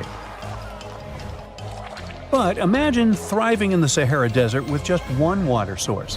Sounds like a tough gig, right? But the ancient Garamantes did just that, surviving and even thriving for nearly 1,000 years without monsoons or rivers flowing to their desert paradise. These clever folks were the trendsetters of urban life in the sands, and even the Romans couldn't help but notice their genius. While many thought they were just desert-dwelling savages, the Garamantes were busy building an empire in one of the toughest climates on Earth. But how did they do that? Well, they got crafty and dug a whole bunch of underground tunnels to tap into a massive sandstone aquifer. They were literally squeezing every drop of life from under the dunes. But recently, research showed that the Garamantes weren't just hardworking, they were pretty lucky too. The Garamantes had an underground aquifer that brought water up to a hill where they built over 500 fogaras, which are irrigation systems, some stretching as long as 2.5 miles. It was like sipping water through a straw, which let them irrigate their crops for nearly a century, especially since even a little rain would help recharge the system. But eventually, due to rain insufficiency, the aquifer ran low, and reaching it again would have meant digging more tunnels and relying on more people. That's a tough problem, considering these people were in the middle of food and water shortages. Guess I don't need to tell you what happened to the Garamantes, do I? The fall of the Garamenchian culture might be linked to several factors. It may have been due to climate changes, or they may have simply used their water resources too much. Back in the day, the Sahara Desert was actually fertile agricultural land, thanks in part to the cool irrigation system the Garamenchians created. But since fossil water isn't something you can replenish over time, the groundwater levels dropped pretty low. This likely played a big role in the kingdom's decline by the late 7th century CE. That sounds like someone who hit a lottery jackpot, used up all the money, and went back to their original, not-so-cool job once the bank account got fully drained. Oh, by the way, even if the Garamantes left some secret wisdom messages for us, the chances are we'll never get what they wanted to tell us. Nobody really knows what language they used, and their texts are nearly indecipherable to us today. But let's go back to the Green Sahara. So it transformed into a desert about 4,500 years ago. But today, we can understand how people lived in those times in the Sahara thanks to natural parks in Africa that have the ultimate outdoor art gallery. There are well over 15,000 ancient paintings and carvings depicting everyday life from around 11,000 years ago. However, if the carvings aren't enough for you and you feel like visiting an actual green desert, all you have to do is book a flight to California. One of the most beautiful phenomenon in the world, the superbloom, takes place here. Look at all these colors – orange, green, pink. It's a miracle. Wildflowers bloom right in the middle of a hot desert after several years of rainfall in dry places. It's such a bright and colorful landscape that superblooms can be seen from space. This rare phenomenon can be observed in other arid places and deserts in western and southern Africa, Western Australia, and Chile. In all these places, the weather is very hot and dry in summer. Mild humid air comes in winter, and this is the ideal environment for mass flowering. Flower seeds that lie in desert sands can wait for decades before starting to produce flowers. When the hot sun destroys all the weeds and grass, and the rainfall becomes enough to moisten the soil, the seeds are kind of like, well, okay, now it's our turn to play a big game. And then hundreds of thousands of tourists come to take photos and post these beautiful pictures on social media. And this, unfortunately, is one of the main dangers for flowers.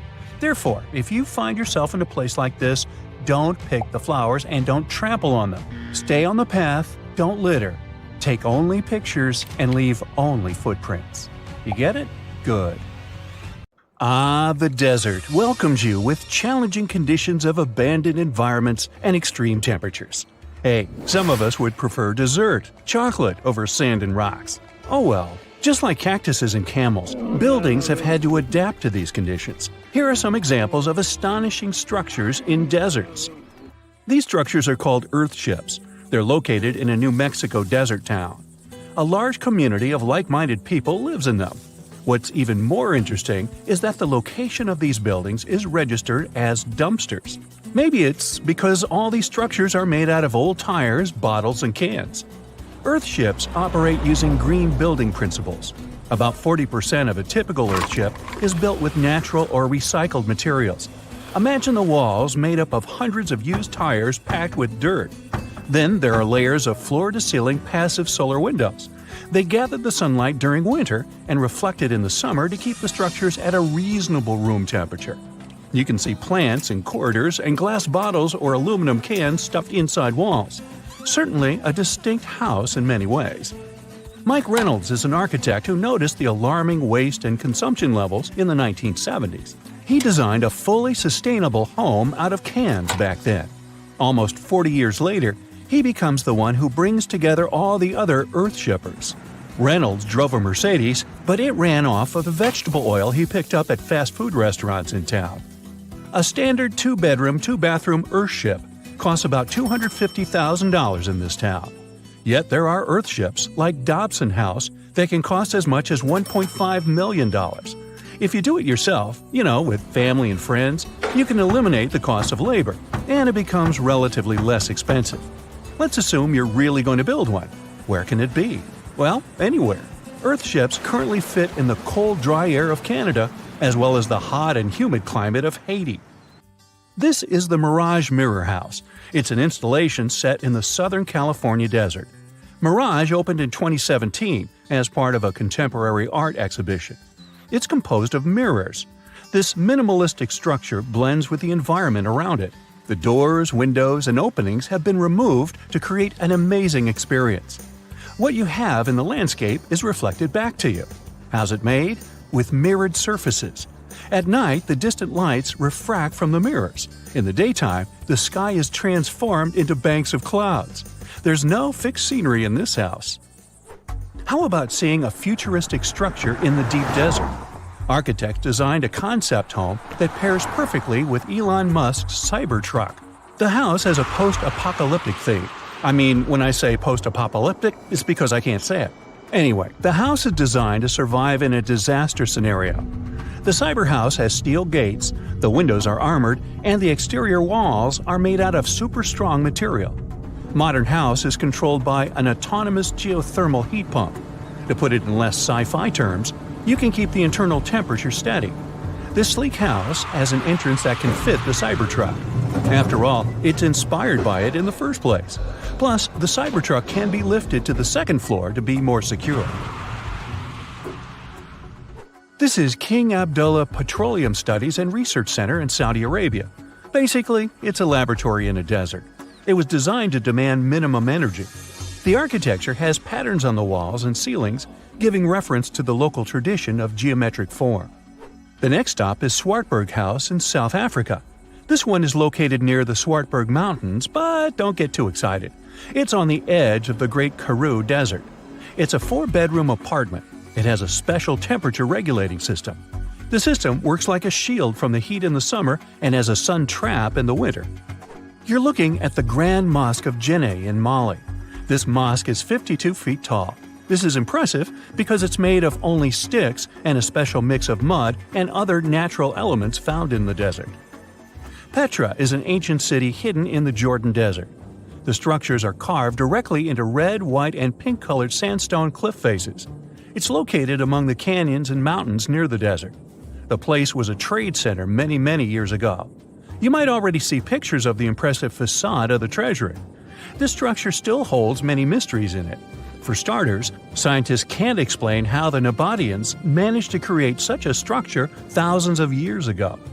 Did you know that there's another mysterious place in the middle of the desert that has a similar structure to Petra? Median Saleh was like a second capital of the Nabataean kingdom. Yet another secret they left for us to decipher.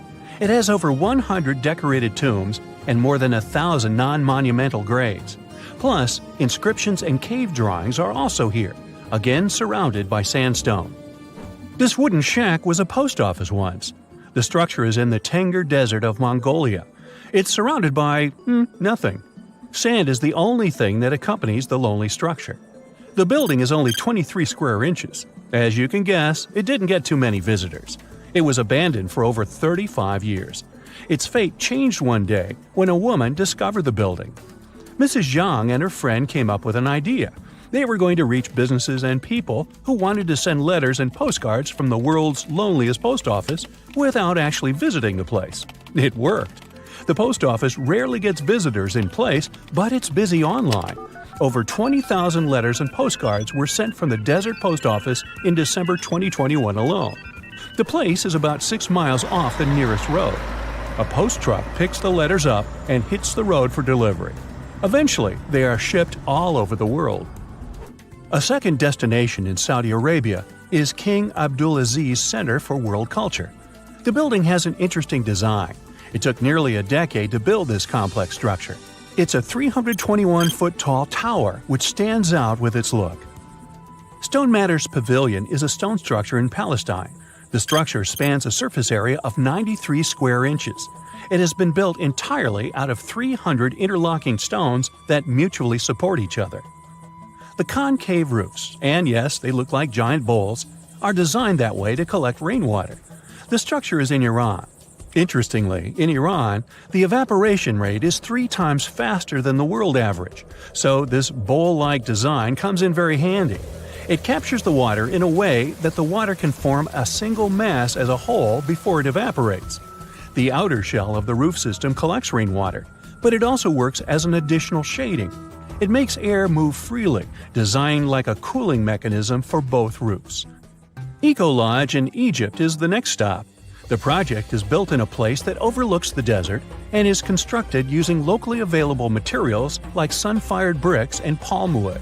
The building is an example of traditional architecture. There's a water basin that lets in the air to keep the interior cool. A worthy mention is the CID Interpretation Center in Chile. Chile's Atacama Desert is among the top tourist destinations in the country. To help the tourists, architects designed a visitor center as part of the infrastructure for the wind farm. Here, the cold winter months don't freeze people because the large windows make the most of solar heating. What's even more interesting is that the building is designed to go completely dark at night. Imagine you somehow bumped into the building by accident. Black Desert House is a building respecting the stars. At night, this house goes completely dark. It dissolves into the night, so the stars can appear more prominent. Now, any mysterious desert buildings you know that aren't on this list? Let us know in the comments. It's nighttime, and you're about to walk inside Pharaoh Tutankhamun's final resting place. You know, King Tut. You don't have a torch, but at least you came with a flashlight. You walk down several flights of stairs and observe how the walls are carved in hieroglyphics and what looks like a spell. Those who take anything from this place will be doomed for life, the spell says. Even if you don't really believe it, this scares you a little bit. You find a huge stone door. Is it a trap? You manage to open it, but oh no, it's only an empty chamber. You check your map. It seems like you're heading in the right direction. After what feels like hours, you realize you must be trapped inside a labyrinth. You try to retrace your steps, but you can't find the door where you came in from anymore. That's it, you think to yourself. You've fallen for the Pharaoh's trap. What's worse, you didn't bring a lunch. Okay, so we've all seen Hollywood movies where the main character is exploring ancient ruins and faces some seriously dangerous traps, right? We've been told Egyptian royalty protected their final resting places with venomous scorpions and snakes, sliding doors that will trap you for life, and giant rolling boulders that will crush anyone on their paths. The thing is, were these traps truly real? Well, I regret to be the one to break it to you, but this is all fiction. These elaborate traps were too technologically advanced for ancient civilizations to pull off. That is not to say, however, that there weren't any traps at all. Ancient civilizations, like the Egyptians and the Mayans, are known for their practice of building entire monuments dedicated to the ones who had passed away. These structures would often reflect the position of person occupied in society. So, for the really important people, the VIPs of their times, massive monuments were built to host their bodies long after they were gone. Some of these civilizations believed that a person's life would continue on the other side of the veil. For that reason, a person would be buried together with the belongings of their current life. If they had a lot of money and power and stuff, that meant their resting places would be filled with riches and gold. Now imagine if you lived in ancient Egypt and you knew exactly where all the pharaohs' tombs were located and had heard rumors of the amount of wealth kept in these places. Maybe you would be tempted to go check it out, right? We're talking about large rooms filled from floor to ceiling with golden artifacts, jewels, and even money. I mean, it does sound tempting.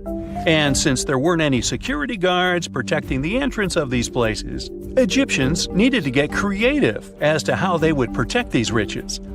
These old civilizations found some traps to be useful.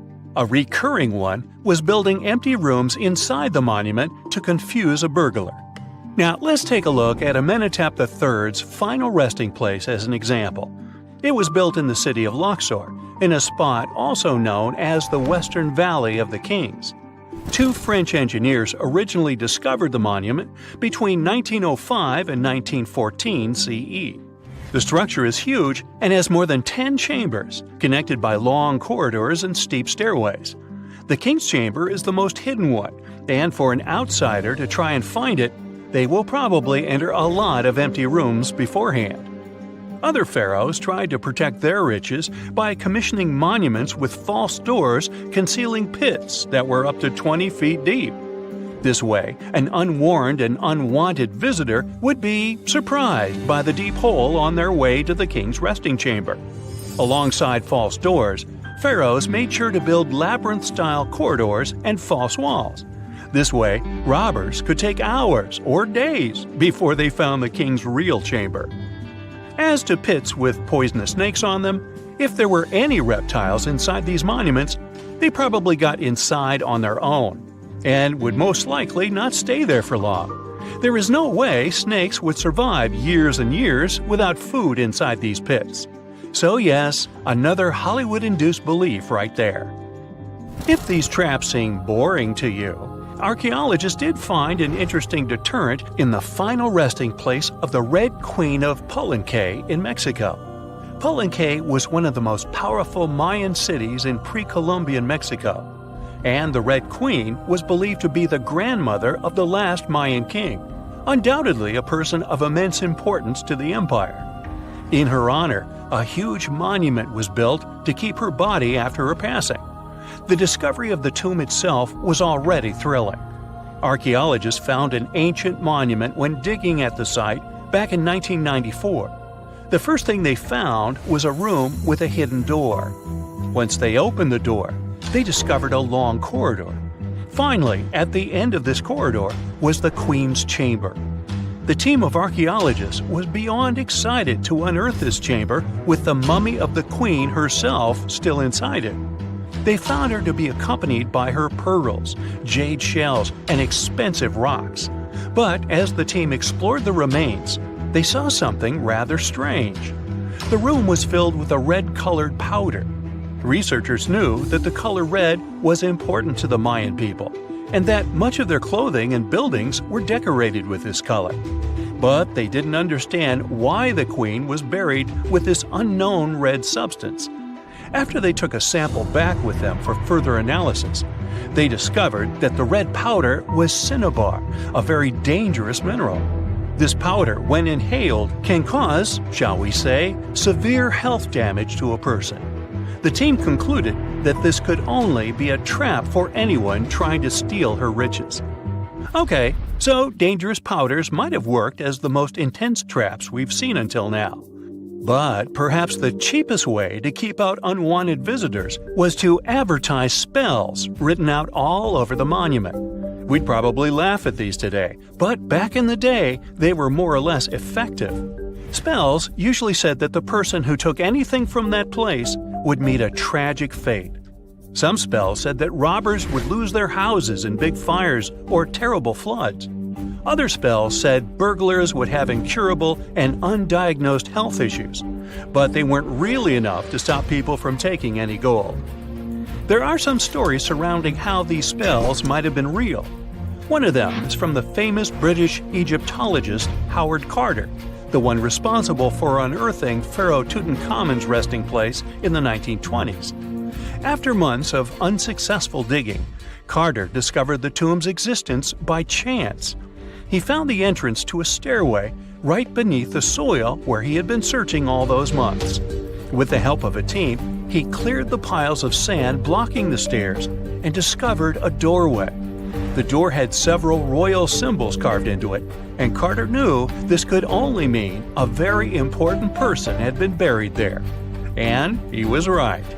With a chisel, he made a hole in the top left-hand corner of the doorway and lit his vision with the help of a candle. He couldn't believe what he was seeing, the reflection of several golden and jeweled items crowding the chamber before him. Lost for 3,000 years, Carter had just discovered the final resting place of King Tut. But the story didn't finish here. This discovery was accompanied by a series of unfortunate events that led people to believe it had something to do with the pharaoh's spell. Carter himself mysteriously passed away just a few years later, and some of his assistants lost their houses in floods, just like one of the spells threatened.